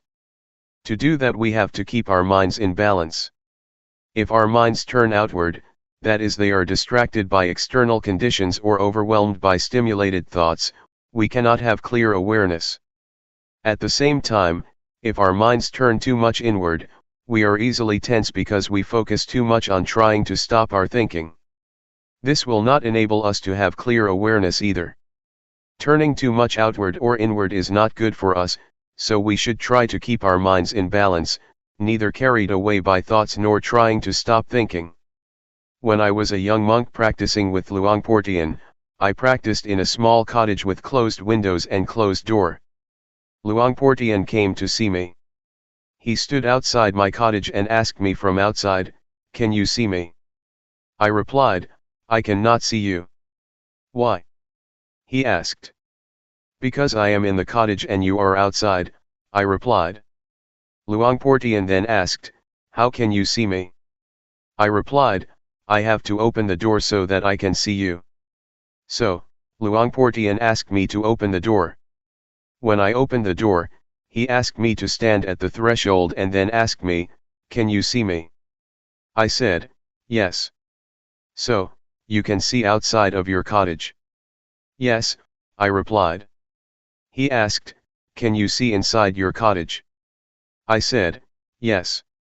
So, Luangpor Teean emphasized, you should practice like this, that you can see both outside and inside, not to practice with the closed mind that you cannot see anything but inside yourself. This is not a good practice. You should practice with a mind that can see outside and inside. This is what he taught me. Luangpor Teean's instruction will be fruitful if we do not only reflect it, but try to follow or bring it into practice. If we just speculate on he taught, it is useless. We have to bring it into practice and see for ourselves how it works. The point that Luangpor Teean emphasized is to keep our mind in the middle, not too much outward nor too much inward. The only way to do that is to feel, to stay on the basis of awareness. In order to have clear awareness, we have to keep our minds in balance, neither falling into distractions nor forcing our minds to concentrate, or putting much focus on any one point of the body. To be aware is to see, to notice the heat, to notice the cold, to notice pleasure, to notice pain, to be aware when our minds become high, and also to be aware when our minds become low, not to fall or be overwhelmed by each opposite of our mental states. Just let go of high and low, heat and cold, keep your mind unaffected by them. This is the middle way. This is the path that the Buddha described, the middle way. Those who force the mind to concentrate on the body's movement, or try to stop thinking, are what he described as trying to turn inward. That is, trying to stop thinking, or trying to force the mind to focus on a particular point of the body's movement. It is easy to get physical problems doing that. You may find it difficult to breathe or feel your chest tense. In this situation, it will be more fruitful to turn our minds outward, to our surroundings. For example, for anyone who has such symptoms, or is tense because of an overly inward-oriented mind, I would try to persuade that person to notice his or her surroundings. That is to turn their minds outward so that it will be in balance. In this case, outward orientation or outward attention is useful. It is not bad all the time. It can be useful, if we are to solve the problems of balancing our minds. A few years ago, there was a case in Thailand where a villager, who was very earnest in the practice, took his practice very seriously to the point of where his hands became so stiff, he could not move them. He did not show up for the morning chanting session, which started around 4 o'clock, and I did not see him in the dining hall at breakfast time either. I wanted to see what happened, so I went to see him at his cottage after breakfast, and found him sitting with his hands stuck to his abdomen. Once he saw me, he asked for my help. He said that his hands had been stuck like that since 3 o'clock in the morning, and that it had already been 6 hours since he could not move. He said he asked for help, gave blessings to the sentient beings, but it did not help. I know that his mind was turned too far inward. So, I tried to speak with him to push his mind outward, to involve him in outward conversation. I had a conversation with him in order to let his mind out of that situation. I asked him, "How many children do you have?" He replied, 3. So I asked, "Do you miss your children?" He said, "Yes." How are you planning to help your children when they grow up? I asked. He started telling me his plan for helping his children. Unconsciously, his hands fell down, and he did not even realize it, still talking, replying to me. A few minutes later, he found that, oh, his hands fell down. It happened because his mind became interested in something outside, his mind became balanced, and the problem of his hands was solved by itself. This is an example of how problems can be solved if we try to keep our minds in balance. So, please take advantage of whatever happens to you, whether it be distraction, tension, or repression. Do not feel it is useless. When you feel distraction, it is useful if you try to learn from it. You can learn a lot from whatever happens to you. So, make the best use of it. Do not feel bad when your mind is carried away by thoughts or feels scattered. It can reflect a lot about yourself and the nature of your mind if you pay attention to it. Take it easy, feel relaxed when you practice. For me, I have no problem sitting or walking for a long time without being tired, because I feel relaxed and I take it easy. Whatever happens to you, do not become fussy or frustrated. When you lose awareness, or when you become stuck in your thoughts or in your thinking process, do not be fussy about it. Just feel that it is all right and then come back to the awareness. With this kind of attitude you will feel comfortable, and will get through any kind of problem. You may face not only tension or frustration, but also drowsiness or anxiety. But if you take it easy with the effort, with the attempt to resist these tendencies, you will overcome all of them. Any questions? Question: You just mentioned that when you reflect you can understand more about yourself, but during the practice, aren't we supposed to not think and just be aware? Answer: Yes, at this time you need not to investigate. Just be aware of it, just see it, that is enough. You will finally understand the thoughts, so you need not investigate. Just being aware of them is enough. I would like to add that once you have a better understanding of yourself and your mind, you should be careful not to fall into the trap of knowledge. Just knowing that you know is enough. If you become excited with your knowledge, it can distract you or obstruct you from being aware of your body. Question: Does the knowledge obstruct because you are thinking too much? Answer: It is a trap. It obstructs the practice because when you know more and more you become fascinated by knowledge. When you know more and more, you tend to follow the flow of the knowledge and then you lose the practice of awareness. There is a possibility that insight will arise within your mind, wisdom, or insight into the nature of body and mind. You will have an understanding about wholesome, unwholesome, sin, and merit. You will understand the three common characteristics: impermanence, suffering, and no self. You will realize that you can be a monk in essence though you are a layperson. Some monks, after practicing and achieving such insight, exclaim that, "This is the first time that I feel as though I am a real monk. Just today I became a monk." Despite the fact that they had been ordained for many years, they felt that they were not monks until then. Question: Someone else suggested that, and I have tried it a couple times. After you practice a long time, you feel very well and calm.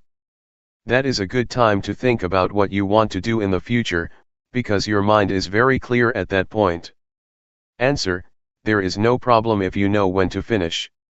There are some artists who use meditation to calm the mind in order to paint. But I would like to say that meditation is not only for work, or solving practical problems. You should aim beyond that, to remove suffering. We should use meditation for a higher purpose than solving the practical problems of daily life. Just keep this in mind so that we can make the most of it. Do not try to achieve anything. Do not try to achieve supernatural powers, or want to be better than other people, to compete with other people, or to have a special mystical power. Do not have such an attitude or it will obstruct the practice. I would like to give another example. One monk in Thailand had achieved a lot before his entrance to the monkhood. He was a member of parliament, he had achieved everything he wanted to achieve. So his mind was achievement-oriented, and when he became a monk, he still had this attitude.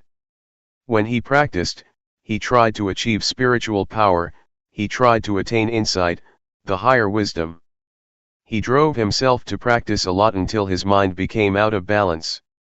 When he met me, he asked me, "Do you see that my robe is full of lotus?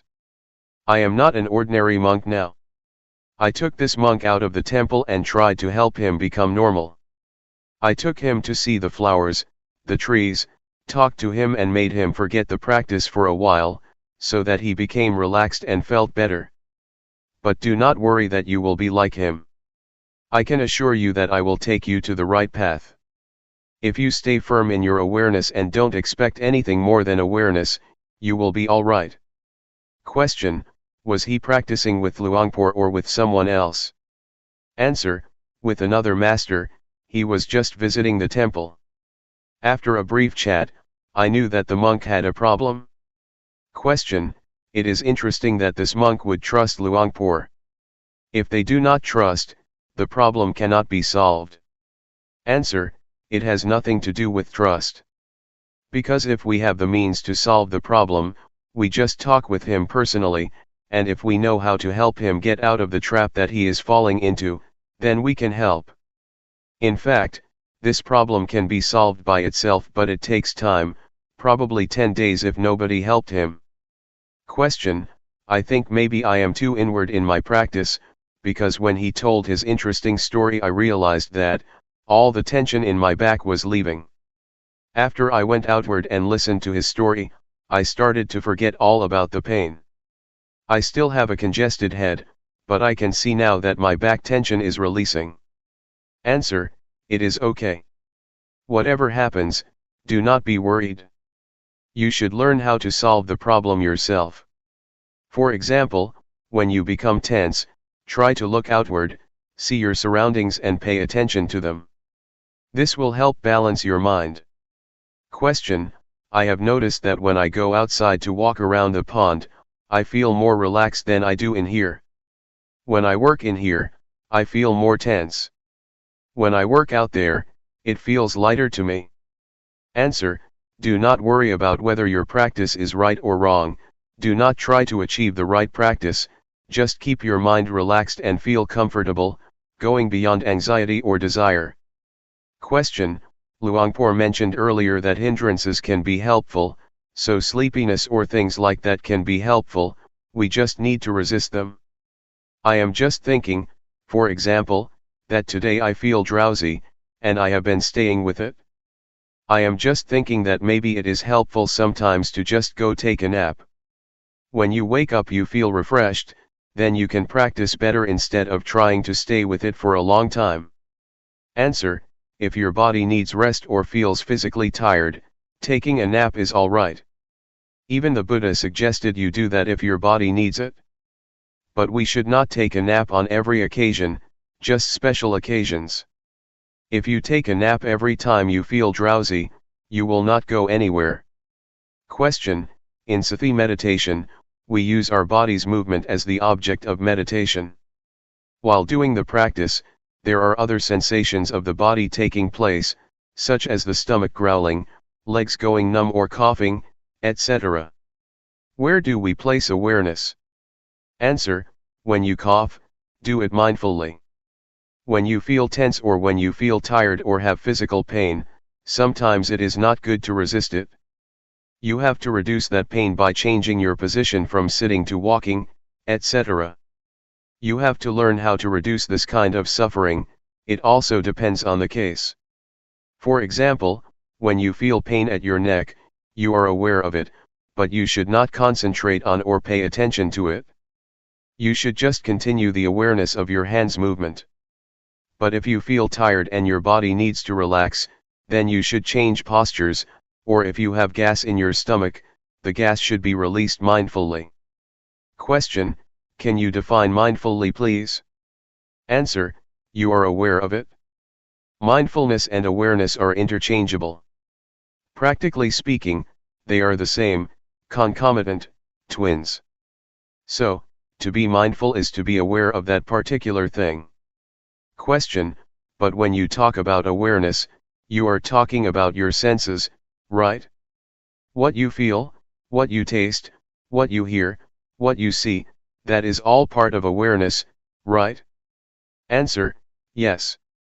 Knowing what you see and what you hear is awareness. But for the practice, you just pay attention to the object of meditation, like the body's movement. Once, while I was practicing sitting meditation, a big snake moved towards me and it seemed to me that it did not realize that I was in front of it.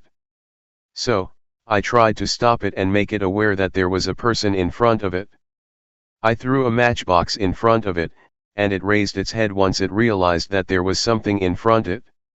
Once I knew it was a cobra, I tried to protect myself without fear, without nervousness or anxiety.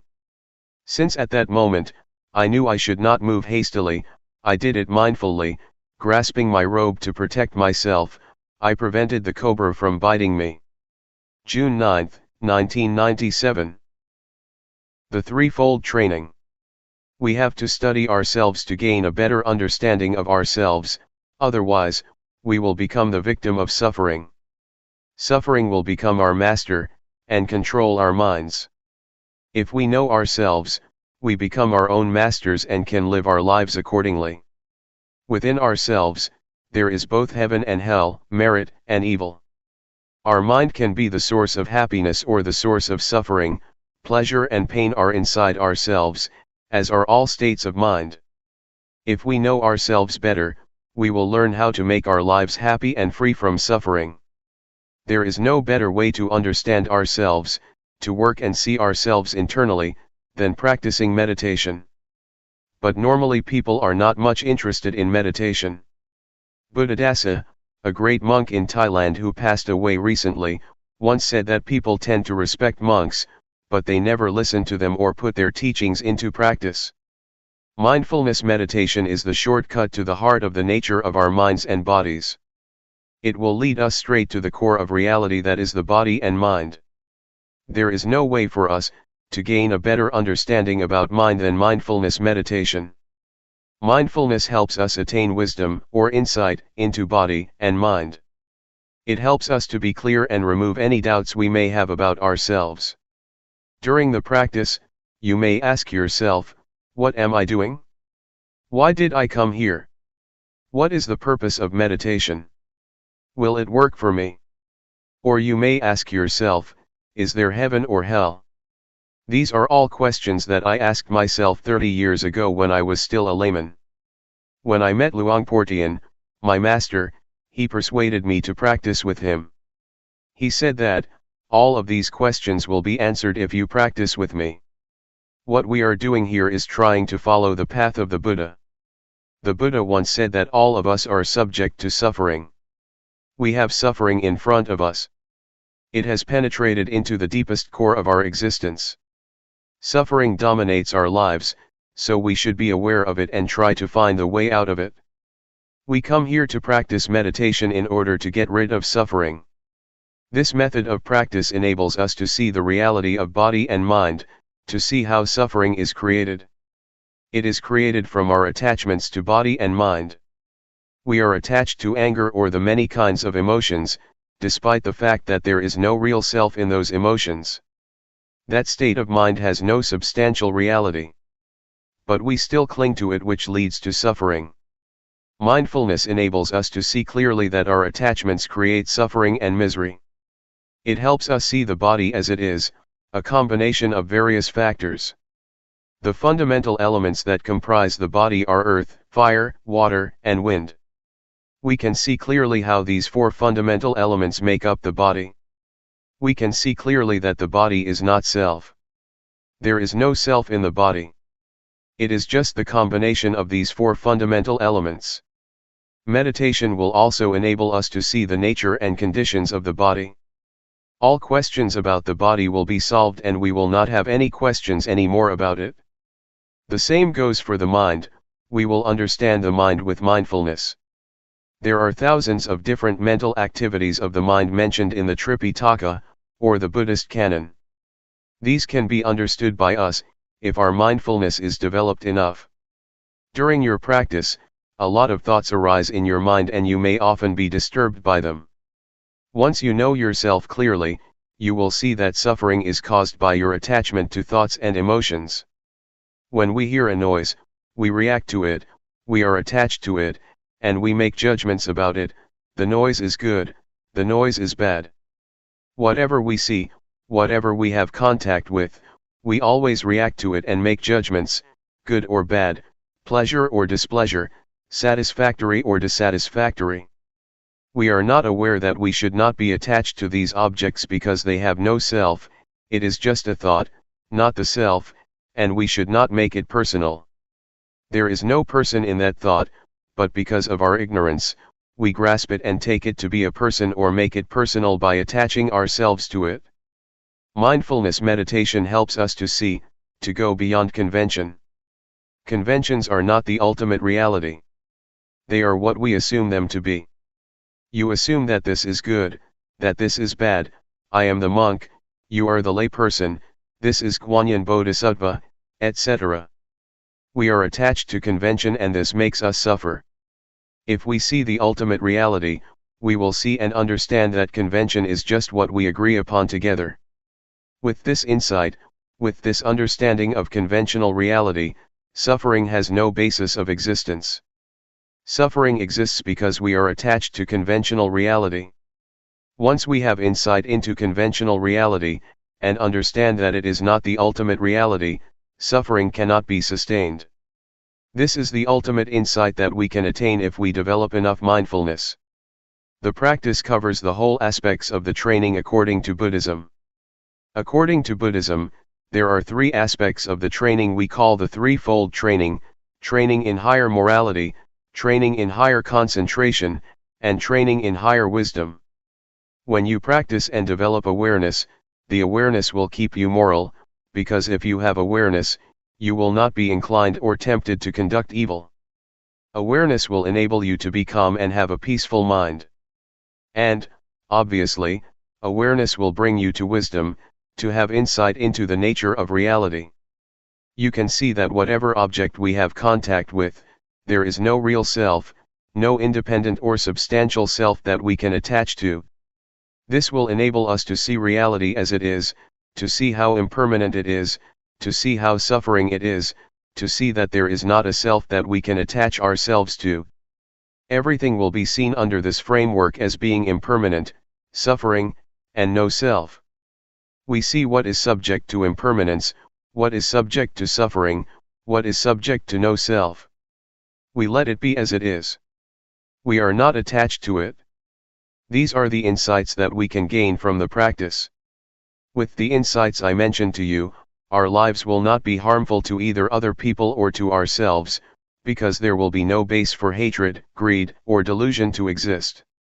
We know that there is no permanent self for us to attach to, so we will feel free, we will feel independent because we have nothing to be worried about. I can assure you that this practice is the way to the noble path, to a noble being, to a noble life. It will lead to the truth that can be shared by everybody, realized by everybody. It cannot be deceived or distorted because it is already inherent in all of us. There is a saying in Thailand that morality will bring us happiness, a peaceful life, and enlightenment. The morality that I mentioned can be achieved by being mindful, by cultivating mindfulness, and it can be assured by the practice that I suggest and instruct you in.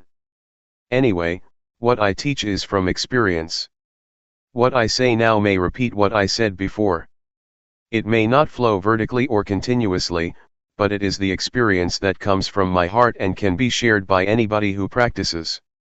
Enlightenment means there is no self to suffer, the self vanishes, so there is no base for suffering to exist. We do not need to act out of desire for enlightenment. We just practice, simply practice, and realization will come to us naturally because we carry out our actions. We make the cause and the outcome will take place independent of our desire. Enlightenment has to take place because we have created its cause.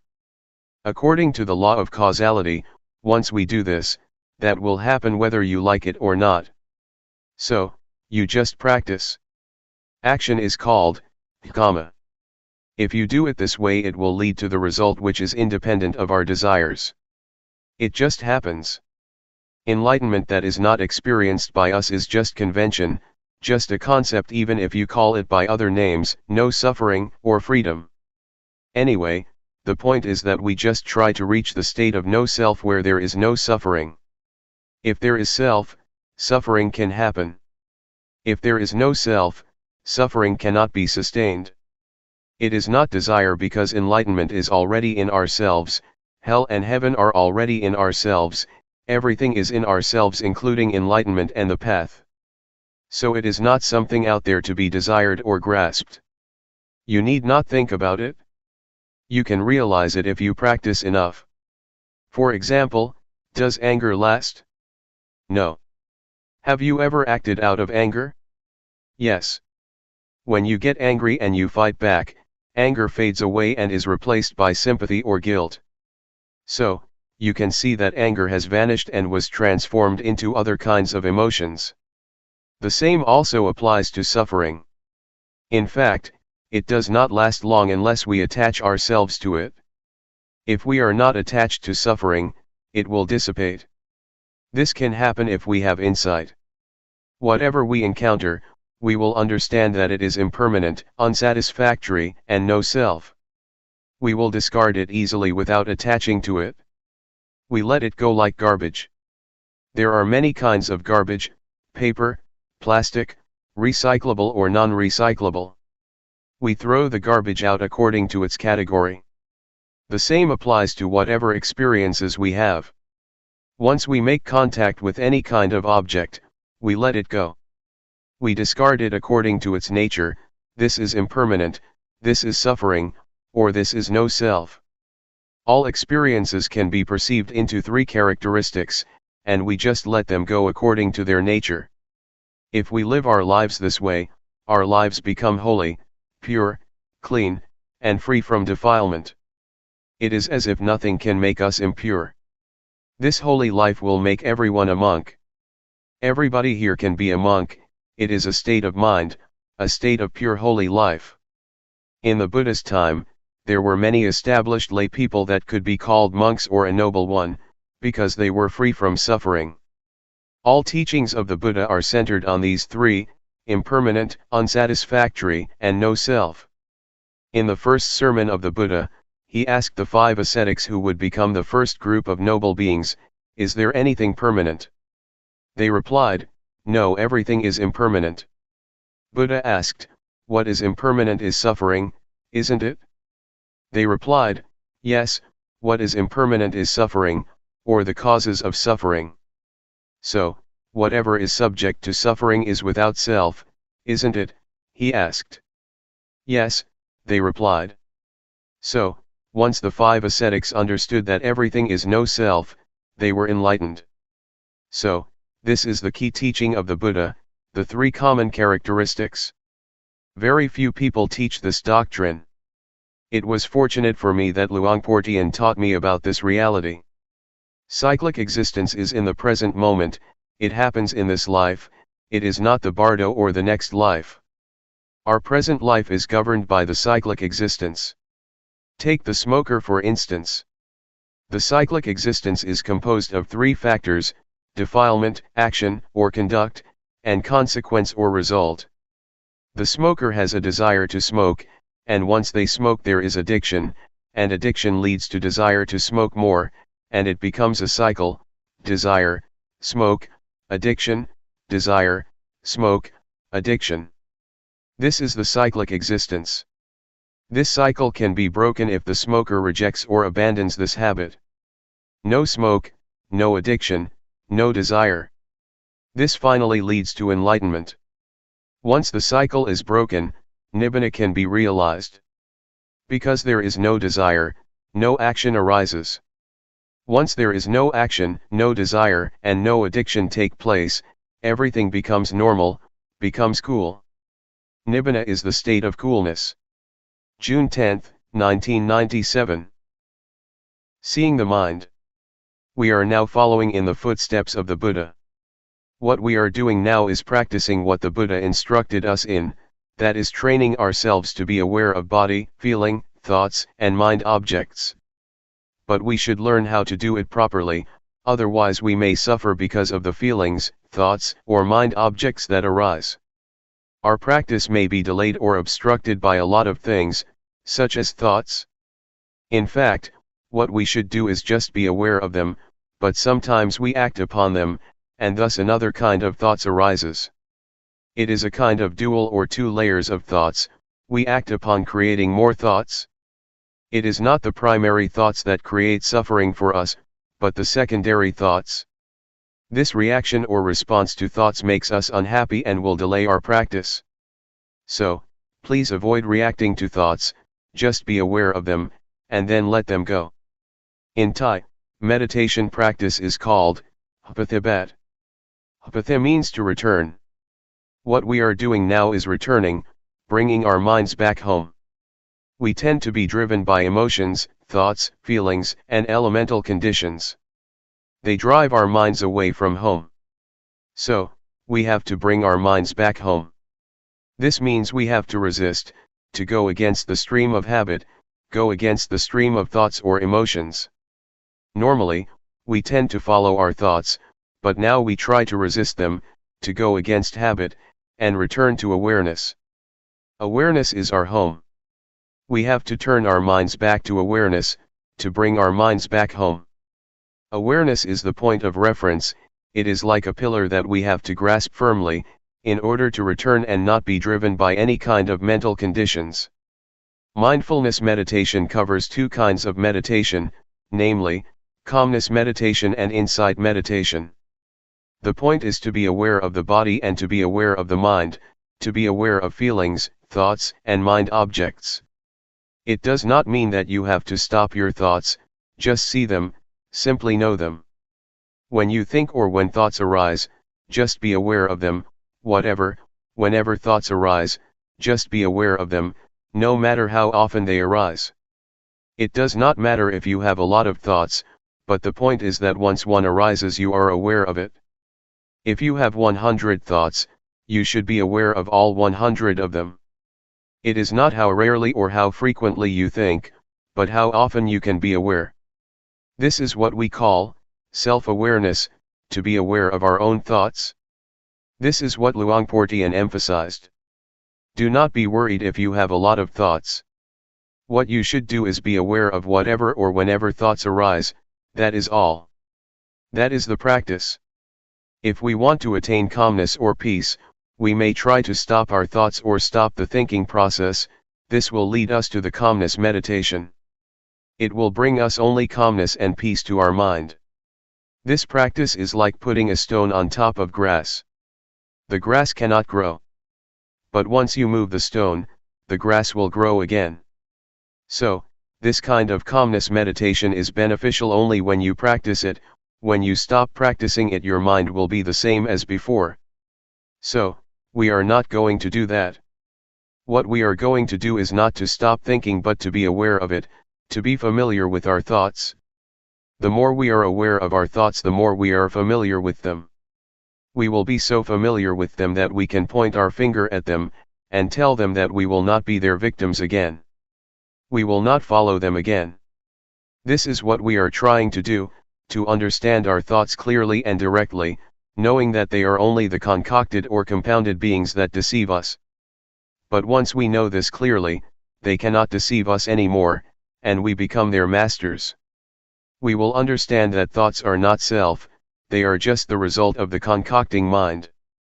Many practitioners or meditators may at one point be overwhelmed by various kinds of thoughts. It is like an army of thoughts is bombarding your mind. You may encounter this experience.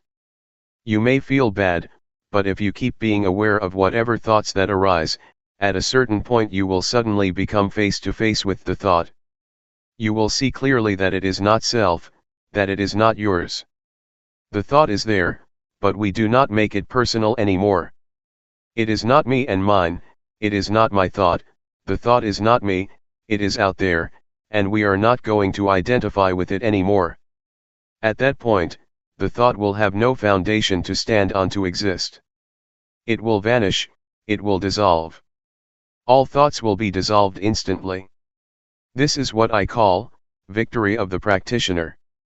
I experienced this kind of victory, and there is nothing else except this kind of victory. I cannot explain more than this, but to ask you not to be discouraged by being bombarded by a lot of thoughts.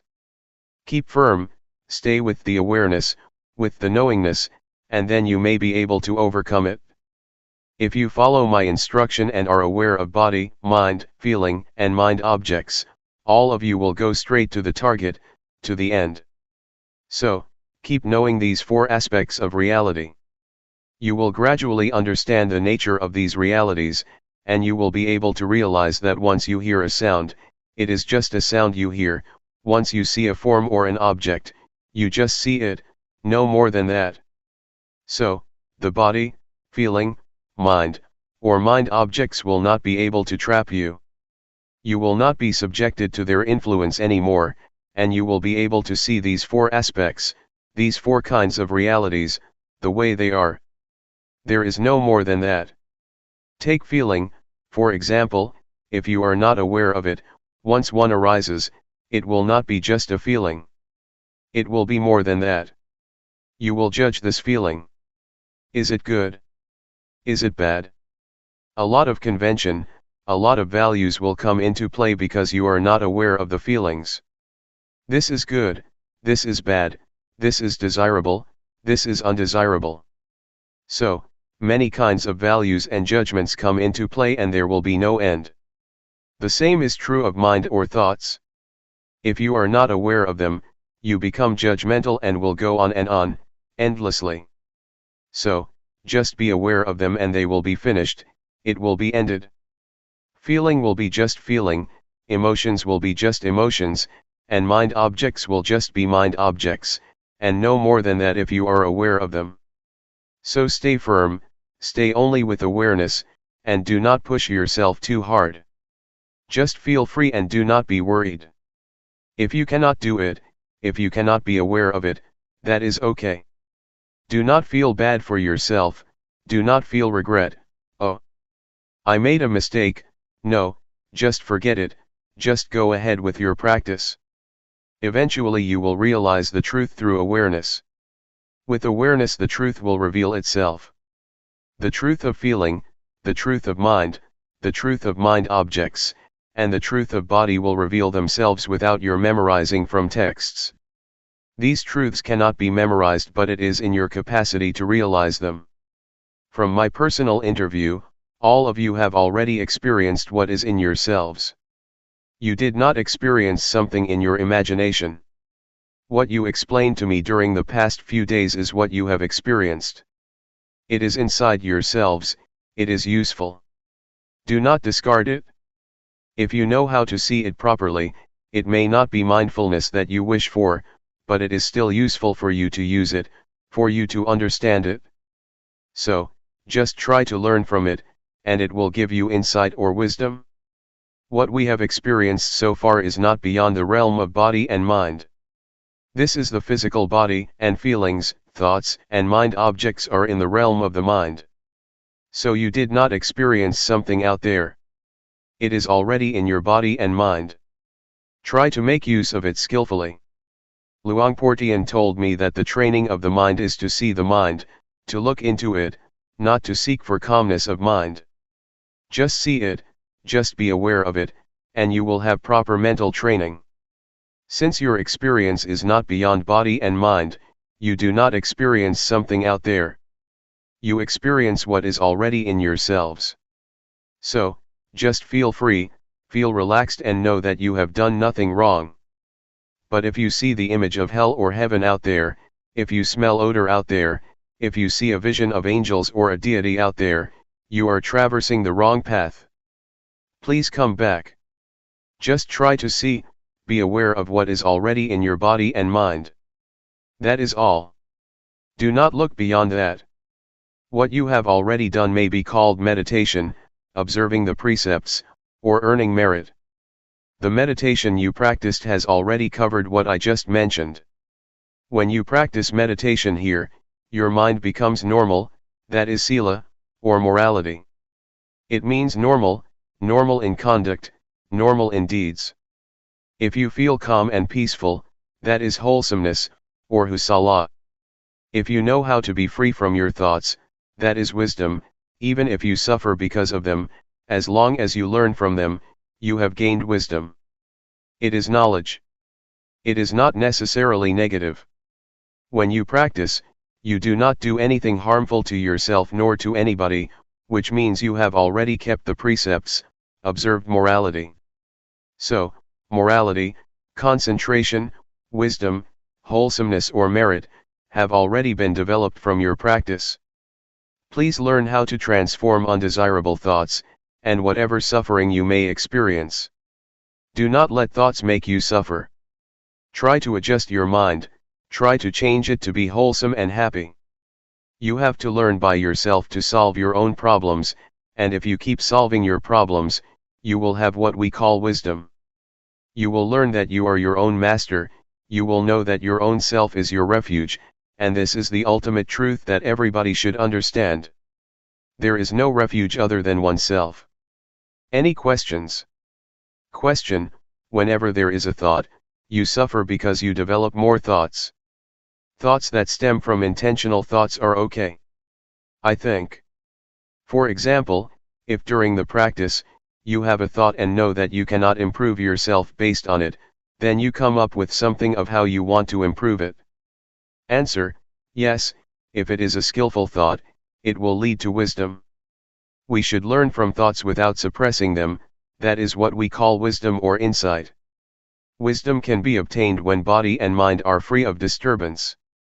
Now, we are already here, and our bodies are far away from annoyance or disturbance. If our minds still think about this and that all the time, about sensual pleasure, about sensual happiness, the Buddha compared this situation to a log that is on the shore but is still wet. You cannot make fire with this wood. But if you are here, your body is in a place of solitude, and your mind is also calm and not engaged in sensual pleasure or distraction, you are like wood that has already dried and can be lit. This means that one will be able to be liberated because body and mind go together. The person who does not practice will keep thinking about the experiences of the past. But if we practice, our minds will be in order, they will keep knowing the present moment. And this mental attitude of knowing oneself, or knowing one's thoughts, will give the wisdom that the mind itself reveals, the truth that is manifested in mind. So, such practice will give rise to the wisdom that the Buddha suggested and praised. We are able to develop or attain a state of wholesomeness in the same manner that the Buddha did. We are able to abandon the unwholesomeness and the suffering that the Buddha was able to. What the Buddha attained is not something beyond our capacity. We can also achieve his compassion, his wisdom, and his purity. So, do not think that the Buddha's qualities are something out there. It is already in our capacity to develop them if we practice constantly. If we practice hard enough, his compassion, his wisdom, and his purity will be shared by us. Mindfulness meditation leads everybody to the same goal, just like Route 301 led everybody here.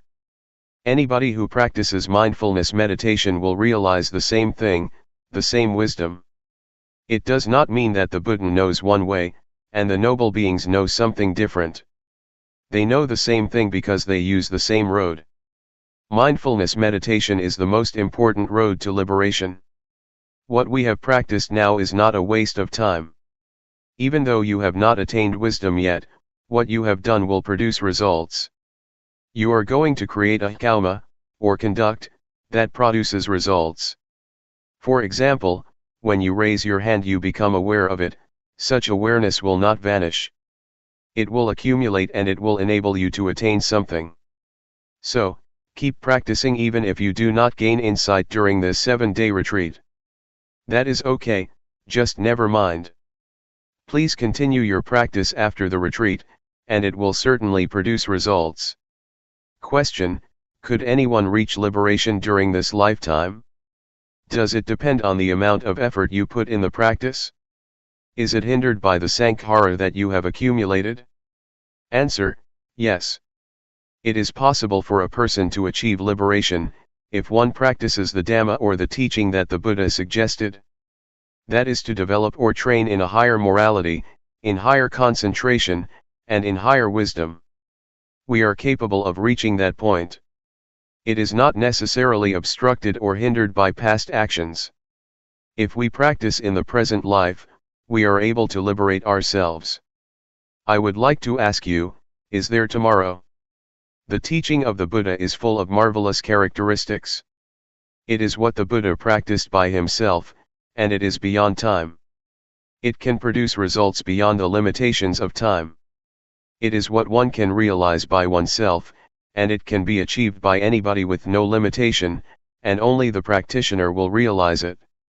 You cannot practice it for other people. This is what the Buddha said. There is tomorrow, but we do not know what the chances are for tomorrow, and we cannot do anything about tomorrow.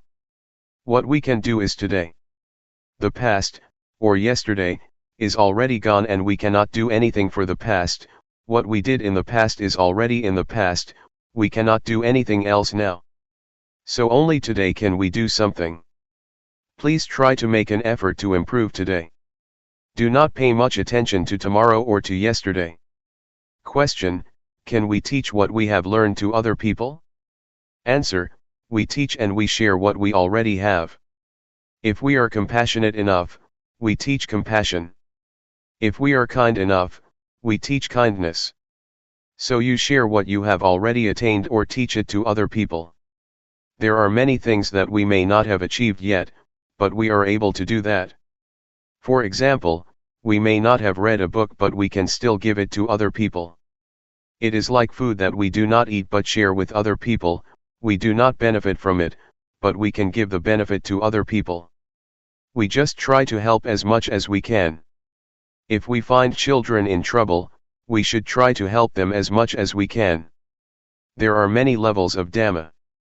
If you live your life according to the moral precepts, you do not harm anybody, you do not kill, you observe the 5 precepts, you have already attained some level of Dhamma. So you can teach if you behave properly.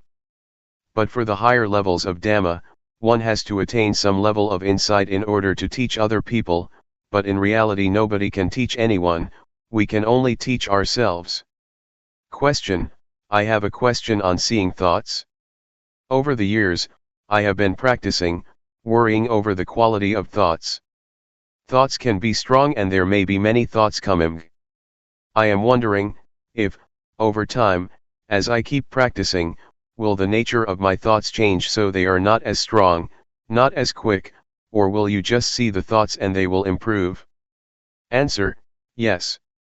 The unintentional thoughts or undesirable thoughts that cause suffering will change.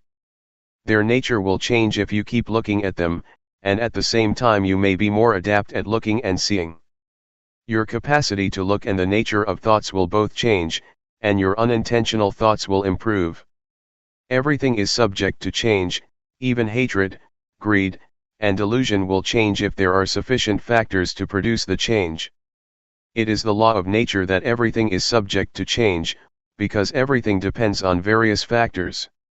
Luangpor Teean once made an analogy of the state of enlightened mind. An enlightened mind will not hold on to or attach to sensual pleasure, or anything that causes suffering. You just let it pass, let go of it.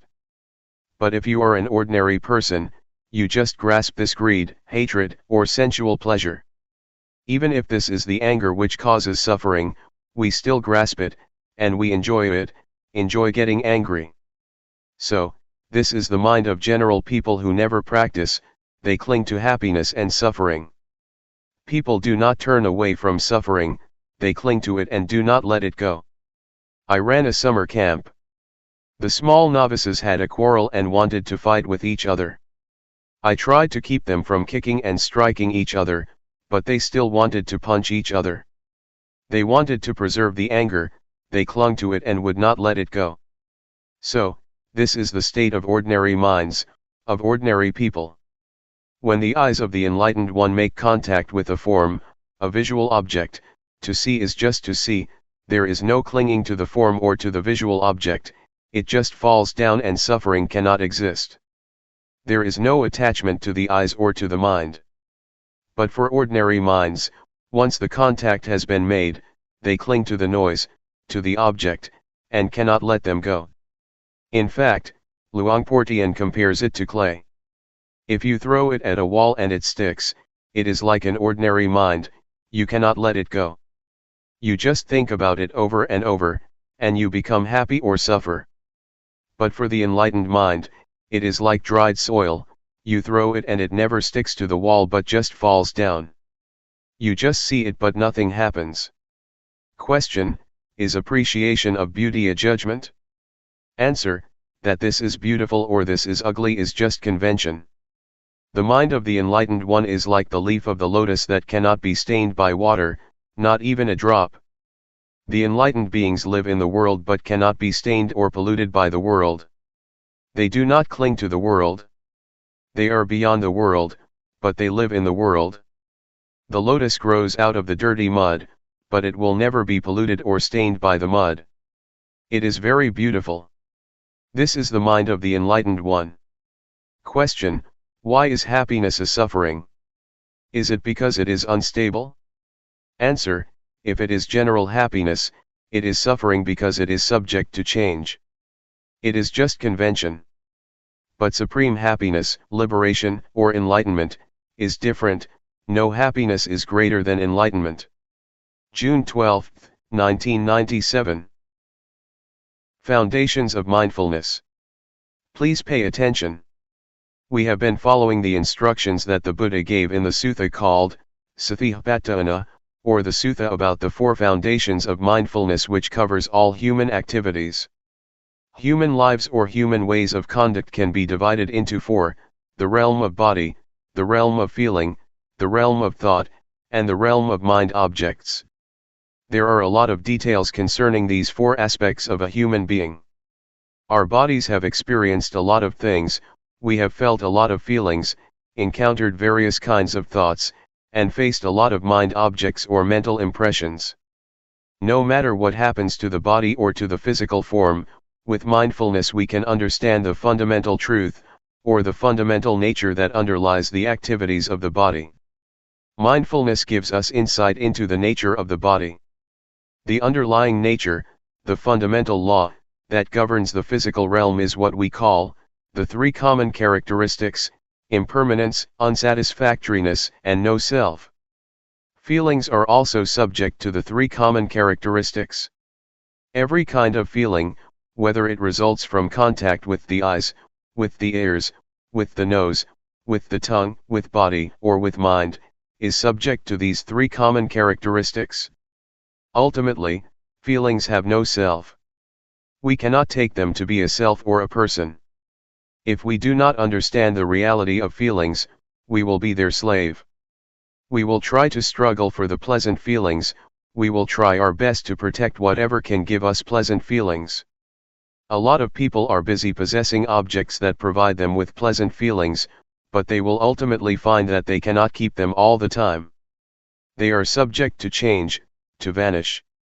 The Buddha always stresses that a feeling is not self, it is not the person, it is not the individual, so do not take it to be a person or self.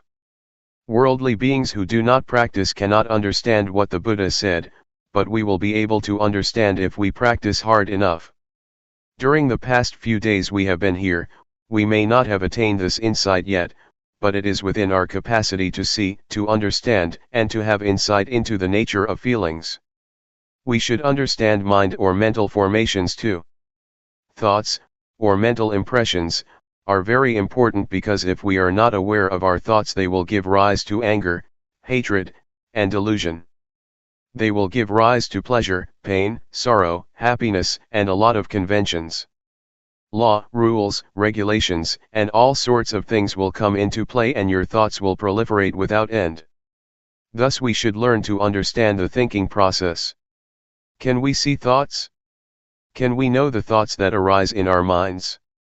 Do we follow the thoughts or do we just know them, just be aware of them? Do we suffer because of thoughts or do they make us happy? Can we see how thoughts are not self? Are we able to see them as void or empty of self? If we understand and see the thoughts that arise in our minds, thoughts are no big deal. we will become their master. But if we do not know the thoughts in our minds, they will control our lives, they will be our masters. To practice mindfulness meditation, we start by cultivating awareness of our bodies. We start at this point and then we become aware of feelings. Once we are confident enough to be aware of body and feelings, we will then go to the next step of being aware of our thoughts. We cannot jump directly to awareness of our thoughts, because we need to be skillful enough or it will cause us trouble. Our mindfulness should be cultivated and it has to start from an awareness of the body and our feelings.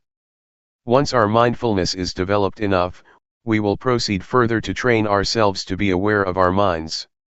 We have to know the former step thoroughly first. If we ignore the awareness of the body, and jump to the step of mental awareness, we will become easily lost in our thoughts. To handle our thoughts and mental impressions, we need to know their weak points. It is as thought we are going to handle a snake. Snakes are harmful, but the skillful person who knows their weak point can capture them without getting hurt. It is like handling an elephant. Elephants are very big and strong, much stronger than human beings, but if we know their weak point we can capture and harness them. Whatever strength it has, however powerful it is, it does not matter because we know how to handle it. The same goes for our relationship with our minds and our thoughts. We have to know the weak point of our thoughts, then we will understand and will be able to handle them. We should know what their source is and how they are conditioned. With this knowledge, thoughts will not be harmful anymore. Keep knowing your body and mind. Stay only with the knowing, and do not do other than this. Stay firmly with knowing, and knowingness will bring about a change to your mind. We need not do anything to the mind or even the thoughts, but just pay attention to our awareness, the knowingness. Luangpor Teean compared unintentional thoughts to a rat and mindfulness to a cat. For ordinary people, the rat is very big while mindfulness is very small, the cat is very small. If you want the cat to get rid of the rat, you have to feed the cat properly, so that it will grow bigger and bigger until it can catch the rat. So what is the food for the cat, or mindfulness? We have to feed mindfulness with endurance, with diligence, and with constant effort to cultivate our mindfulness. They will develop our mindfulness, and mindfulness will do its duty on its own, handling, replacing, or removing the thoughts from our minds. We do not need to do anything with the thoughts. Just allow your mindfulness to grow and mindfulness will do its job. So, try to be firm on this principle. Does it sound difficult? Now let's talk about the fourth category, mind objects. There are two kinds of mind objects. One belongs to the realm of wholesomeness, and the other, unwholesomeness. Wholesomeness will enable us to be skillful, to be wise, and to be intelligent. It keeps our minds normal, stable, and unmoved by pleasure or pain. The unwholesomeness mind object, the second kind of mind object, always brings trouble to us. It creates a lot of suffering, and it turns one's mind to hell, to be animal-like, or to be a ghost.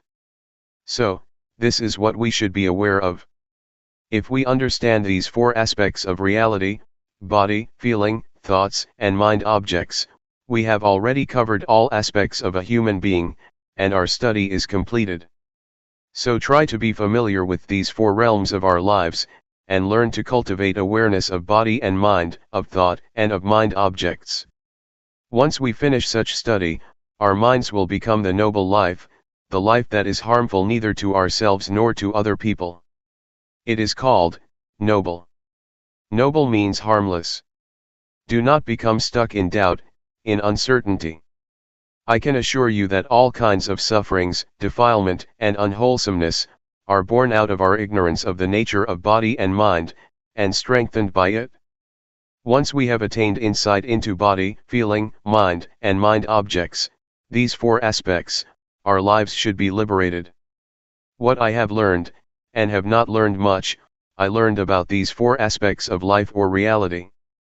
And, Luangpor Teean did not teach much, he only taught these. Once I understand these, I no longer need the master. I no longer search for or seek any master. My study has been finished, my search finished, and now I do not need master anymore. Now I have no fear at all. I have confidence in myself because I do not teach for fame, for wealth, for material gain, or for any reward. I just want to help people to understand themselves, and to realize the truth. What I have said are just words, but it is not what I have memorized from any texts. I have not much learning, but what I share with you is from my direct experience, from my own realizations. That is why I am confident speaking and sharing with you. That is all. Please regard all of us as brothers and sisters. The Buddha is the father, Dhamma is the mother, and Sangha is the brothers and sisters. Question: how does one know it is time for him to tackle with thoughts? Answer: you are ready to see the thoughts once you can know a thought, when a thought arises and you are aware of it, and you are not dragged by thoughts. If you are still being dragged by thoughts, leave them behind and just pay attention to body and feeling. It is like learning a language. In the beginning, we have to learn from a teacher, and the teacher has to start from A, B, C, D. A, B, C, D, or the language, is still something out there, but once we internalize it, we become one with the language, and we are skillful enough to use the language. The same is true of the practice. We need to practice until we become confident enough, that it becomes our habit. When a thought arises, you are immediately aware of it, and can handle it properly.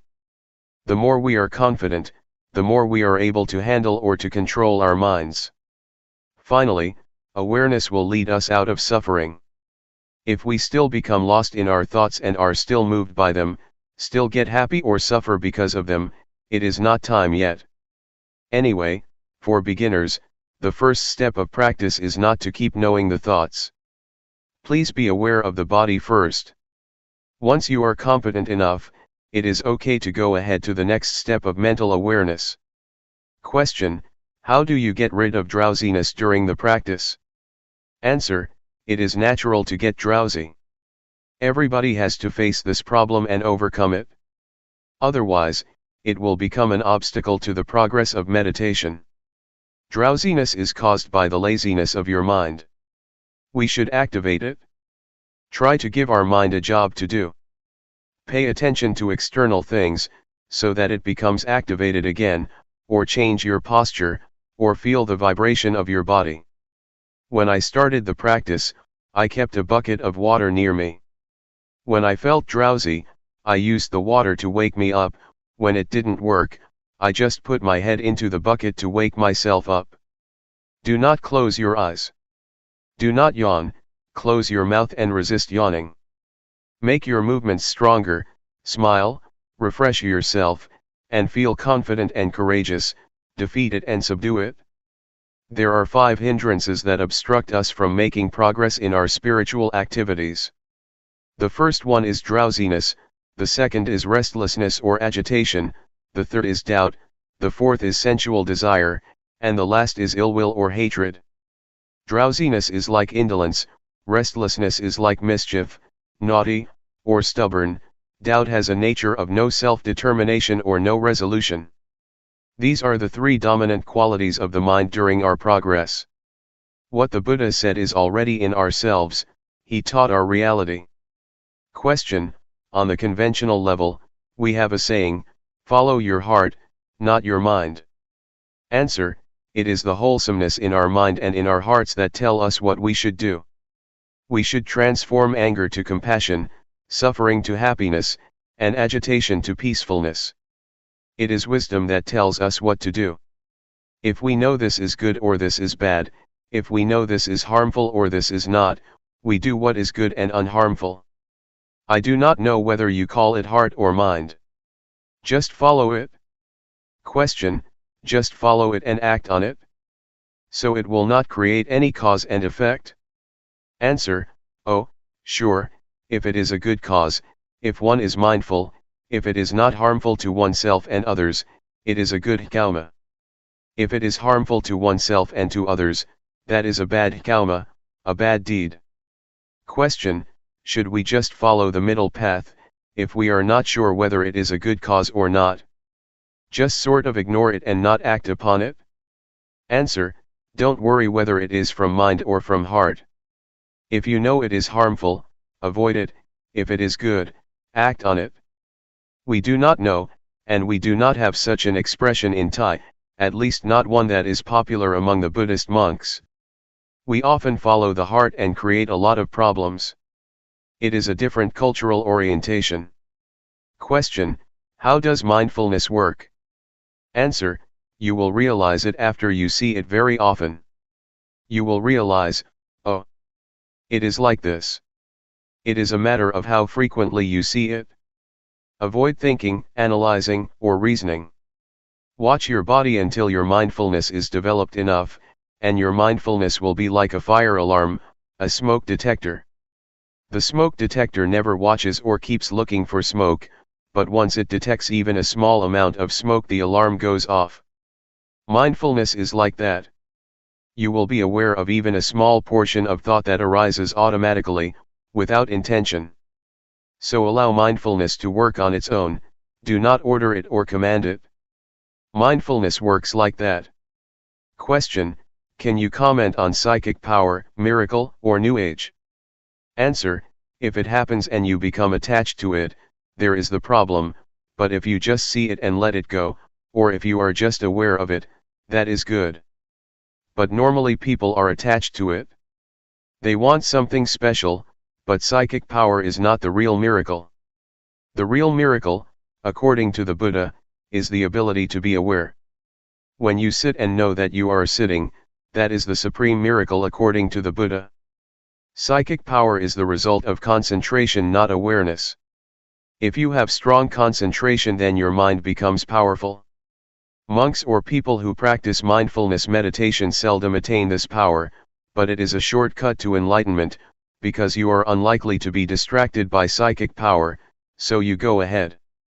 Otherwise, you see flowers, you see shopping centers, you make visits, and then progress is delayed, but the delay is enjoyable. As for New Age, do not pay attention to things out there. They are just technology. If you enjoy technology, such as computers, it may seem like progress to you and you may enjoy spending whole day with the computer. You are better in terms of power over technology, but you are not any wiser than other people. Technomania, the same mentality for those who are interested in psychic power in Buddhism, leads to suffering. June 13, 1997. Lifetime practice. We have already studied the sacred Buddhist texts, especially the text on the four foundations of mindfulness. We practice through our experience, which is in reality the sacred text that is already in ourselves. With our practice, we have investigated into the text which is the experience in ourselves. We have investigated or trained ourselves to be aware of body, feeling, mind, or thoughts, and mind objects, the key points in this sacred Buddhist text. How can we see them? We see these four phenomena through mindfulness. With mindfulness, we are able to understand the reality of these four aspects. We have to cultivate mindfulness or awareness in order to see these four aspects of reality, otherwise, we cannot have understanding. We cannot know body, feeling, thoughts, and mind objects with intellect, nor through reasoning or analytical mind. The only way is to realize, to experience ourselves, then the realization will arise. We have explored the realms of the body, feelings, mind, and mind objects. In fact, there are many details in the realms of body, feeling, thoughts, and mind objects. The more we practice, the more we experience the reality of these four realms, the more we are familiar with the sacred Buddhist text. Keep trying. Keep practicing, so that you will be familiar with awareness, and gain an understanding of the nature of body and mind, of the condition of body, and of the activities of body and mind. You will achieve insight into body and mind, and will have a thorough understanding of body and mind. If you reach that point, you will have already finished the study of this text, this sutra, and you will be able to handle feelings properly. Feelings are everywhere, but I would like you to be stable like stones. Stones are here, stones are there, stones are everywhere, in Thailand, and in America. Stones are the symbol of stability, of constancy, of normality. So, if you handle feelings properly, and know not to be moved by whatever feeling it may be, or whatever feeling you may experience, your mind will be normal and constant, not getting high or low because of feelings, pleasant or unpleasant. If we do not know the nature of feelings clearly, we are going to be their servants. We will run after feelings, struggles for pleasant feelings and run away from unpleasant ones. Feelings, especially pleasant feelings, can lead to war. They bring a lot of consequences. Our lives will be dependent on pursuing pleasant feelings. That is why suffering arises. So, please understand feelings properly. Everyone has body and mind, and we have to stay with body and mind. We also all share the same feelings and mental impressions. They are present in all of us. If we understand body, mind, feelings, mental impressions, and mind objects, we will understand each other. We will realize that everybody is one, the same. So this sacred text can be applied universally. The Buddha has already laid out the formula to understand human beings, to understand ourselves. So, please try to learn this sutra, this text, through our practice in cultivating awareness and mindfulness. If we know this reality thoroughly, completely, our search for the meaning of life is complete. We have already graduated, there will be no need to study anymore. We get high or low, depressed or happy, feel pleasure or pain. We are up and down because of feelings or emotions, because we take them to be substantial, to be a person. We make them personal because we do not understand the real nature of these mental impressions. Somebody may feel, during the practice, that they are tired. But if you understand mental impressions clearly, you would rather say, tiredness is present in me, not, I am tired. We do not take tiredness to be ourselves or to be a person. So please develop an observer in your mind, within yourself. Just see the feeling, acknowledge it, notice it, don't identify with it, and you will learn how to be free of it. So, keep looking into yourself, keep observing, keep seeing, and you will be free, will see, will understand its real nature. If you see it frequently, the truth of body and mind will reveal itself for us to see. Actually, the truth reveals itself at every moment, but since we do not know how to see it, we miss it. There are a lot of consequences of not understanding the truth of body and mind. Defilement, anger, hatred, delusion, selfishness, and suffering, are all results of our inability to see body and mind properly. So, it is very important to learn seeing body and mind, to be aware of body and mind. Thought, or the thinking process, influences our speech and our conduct. Thus produces a lot of consequences and affect people in various ways, from one person to another, forming chain reactions. So, simply put, thoughts can produce a lot of consequences. But if we see the thoughts and understand their nature, they will not have as much influence or consequences. Unintentional thoughts cannot last if you see them. If you are aware of them, they are not substantial. Once we are aware of them, they just fade away, so do not think they are substantial. Just be aware of them. They cannot produce consequences. A thought has no end, it is always concocting reality. If we do not know the way of the thought, it will start another one and another, without end. There is a story of a dog in a monastery.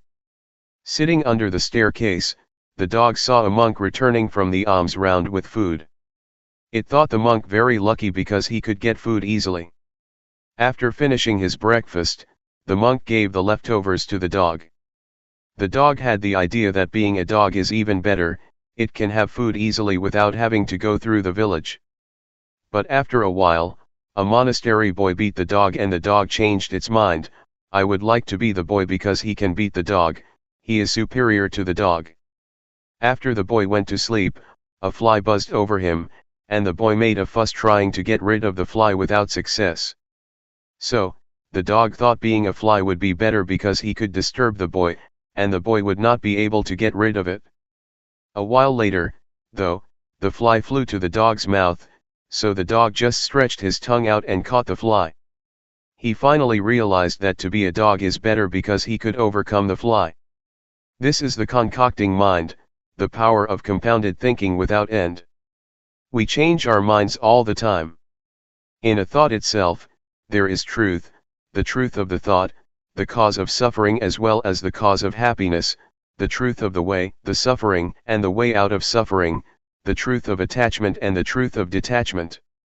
Thought is not a self, it is subject to condition. You have to understand that thoughts are created by conditional factors. They cannot exist alone. So we have to understand the conditions that produce the thoughts. All kinds of truths about suffering and the cessation of suffering can be learned, can be known within the truth itself. Truth is not a self. It is a condition. You have to understand. The Buddha said to Sariputta, that things and existence are produced by causes. They are governed by the law of causality. If you want to extinguish this, you have to get rid of that, because that is the cause of this. This is the law of causality, the law of dependent origination. So, if thoughts are subject to this law, they have causes and sources. If we want to get rid of an undesirable thought, we need not suppress it or eliminate it, but we should trace it back to where it came from, and then deal with it. Buddha achieved victory because he knew how to deal with the cause of suffering. So, to understand the underlying cause of thoughts, we need to develop awareness. Our awareness should be totally developed, full awareness. The way that the Buddha mentioned in many sermons, including the first sermon, was formalized and laid out in the text of the Four Foundations of Mindfulness. The way that he mentioned is important. If you follow that way, you will learn how to realize the truth properly. The nature of all existence is subject to impermanence, unsatisfactoriness, and no self. If you do not understand this, you will get high in pleasant feelings, and get low in unpleasant feelings. Life cannot always be pleasant, you will sometimes suffer. Our minds are moved up and down. But if we know all objects, all feelings, and do not take them to be substantial, do not identify ourselves with them, they can neither harm us nor disturb our minds. This is what I would like to stress. The retreat is not over as long as we have breath or are alive. We need to practice as long as body and mind exist with us. As long as we still have feelings and emotions, we need to continue our practice. To give you an idea that we are not alone, anything happens to us, noise, voice, people, sight and sound, taste and smell, from surroundings, have involved our lives. We have to learn to deal with all sorts of things properly, so that we will not suffer. June 14, 1997. Buddhist meditation in a nutshell. I would like to talk about the problems of meditation. They are problems that we all share: drowsiness, pain, tiredness, and exhaustion. These problems are quite normal for the practitioner. We have all experienced the same kind of problems. The only duty we have is to be mindful in every moment and in every situation. Whether you are drowsy, tired, or feel pain, try to be mindful in that situation, meaning you are not disturbed by these problems. Do not regard them as obstacles, but take them as experiences that enrich your practice. Because skillful practitioners have to learn how to deal with various kinds of experiences. Do not try to find answers in the intellect or in your brain, or try to investigate into the thoughts, or make reasons for what you have experienced. Just feel. Just stay aware. The practice of awareness will bring you insight or wisdom. It is the wisdom that is not the result of intellect or rationalization, but of repeated practice. This kind of wisdom enables you to understand the nature of reality. And the practitioner who concentrates on this kind of practice, will obtain wisdom in return. This is what we call wisdom resulting from practice, not from intellect or from memorization. There are 4 kinds of objects that you should be aware of. The first is the body. The second is the feeling or sensation: coldness, heat, happiness, suffering. These are all in the realm of sensation. The third is thoughts, and the fourth kind of object is what we call mind objects. Mind objects mean the states of the mind or mental qualities. They include 5 hindrances: sensual desire, ill will, sloth, anxiety and doubt, and 7 factors of enlightenment: mindfulness, truth investigation, effort, zest, calmness, concentration and equanimity. Be it a wholesome or unwholesome object, just be aware of it. So train yourself to be aware of these 4 objects over and over. If you are not mindful, the body will bring you suffering and a lot of problems, feelings will create a lot of problems for you, as will thoughts and mind objects. So, it is crucial for us to be mindful with respect to body, feelings, mind, and the mind object. And this will give you insight. The more you are aware, the closer you are to insight. That is why we call this practice insight meditation, the meditation that brings you insight.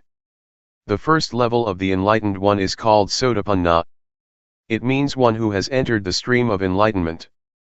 The first level of the enlightened one is one who is free from or lets go of the first 3 fetters. The first one is a false view of person or false view of self. It means the view that this body belongs to me.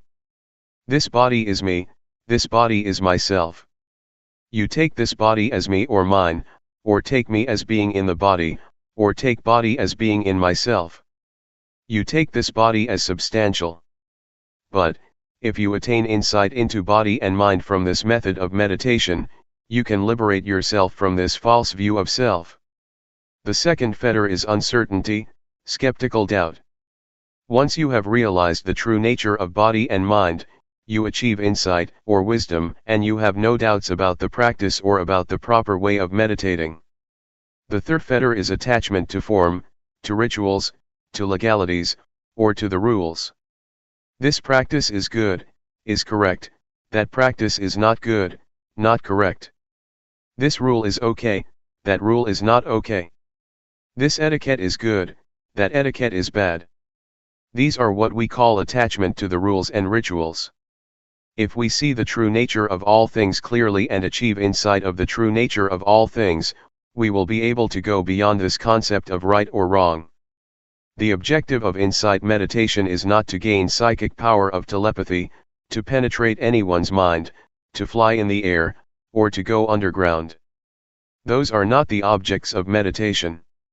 The objective of Buddhist meditation is to have total awareness of body, of feelings, of mind, and of mind objects. Such awareness will give rise to insight. The first step of insight is the insight into body and mind. With this insight you know without doubt what body is, what mind is, what the nature of body is, what the nature of mind is, what the disease of body is, what the disease of mind is, what causes suffering to the body, what causes suffering to the mind. This is the insight into body and mind. And once you achieve this insight, your practice will go on to the next step of the practice, learning to be aware of thoughts. In the beginning, as I suggested a few days ago, you should just be aware of your body. Do not mind your thoughts. Just leave whatever thoughts arise behind. But once you get insight into body and mind, you have to practice the second stage of being aware of your thoughts. Yet, to be aware of your thoughts does not mean that you have to investigate them. Just see them, register them, and then turn your attention to the practice of body movement. Do not bargain or negotiate with your thoughts, not try to find the motive or reason behind them, do not ask yourself why you have such thoughts, why your thoughts are unwholesome. Not at all.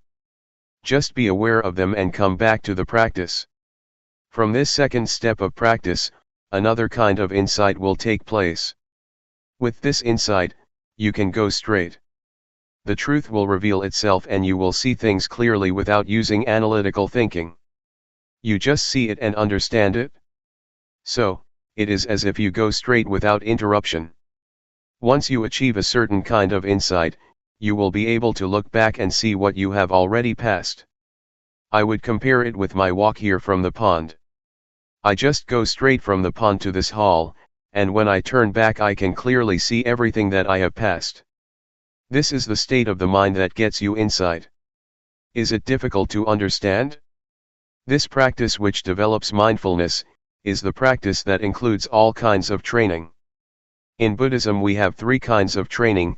We call it threefold training: training in higher morality, training in higher concentration, training in higher wisdom. With this practice you will go through the threefold training, because with mindfulness you observe morality, mindfulness also gives rise to concentration, and later wisdom arises from the practice. Once you achieve the insight that I mentioned, you will have no doubts about evil or goodness, and you will have no doubt about religion, what Buddhism is. You will have no doubts because it is clear to you, and there is no need to ask yourself what you have achieved. It is as if you take breakfast or lunch. Once you are full, you know you are full. You do not need more food. It is a realization nobody needs to confirm for you. You can confirm it for yourself. It is all right or good for you to experience drowsiness, frustration, and anxiety, because they help you learn. They come for you to see them, and the more you see them the more you will understand, just as the more often I see you the more I know you. I cannot mistake anybody for you. Once these mental qualities appear to you, do not be lost in them. Try to see them, do not identify with them, but see them, observe them. And the more you see them, the less likely they are to disturb you. They will gradually fade away. July 8, 1997.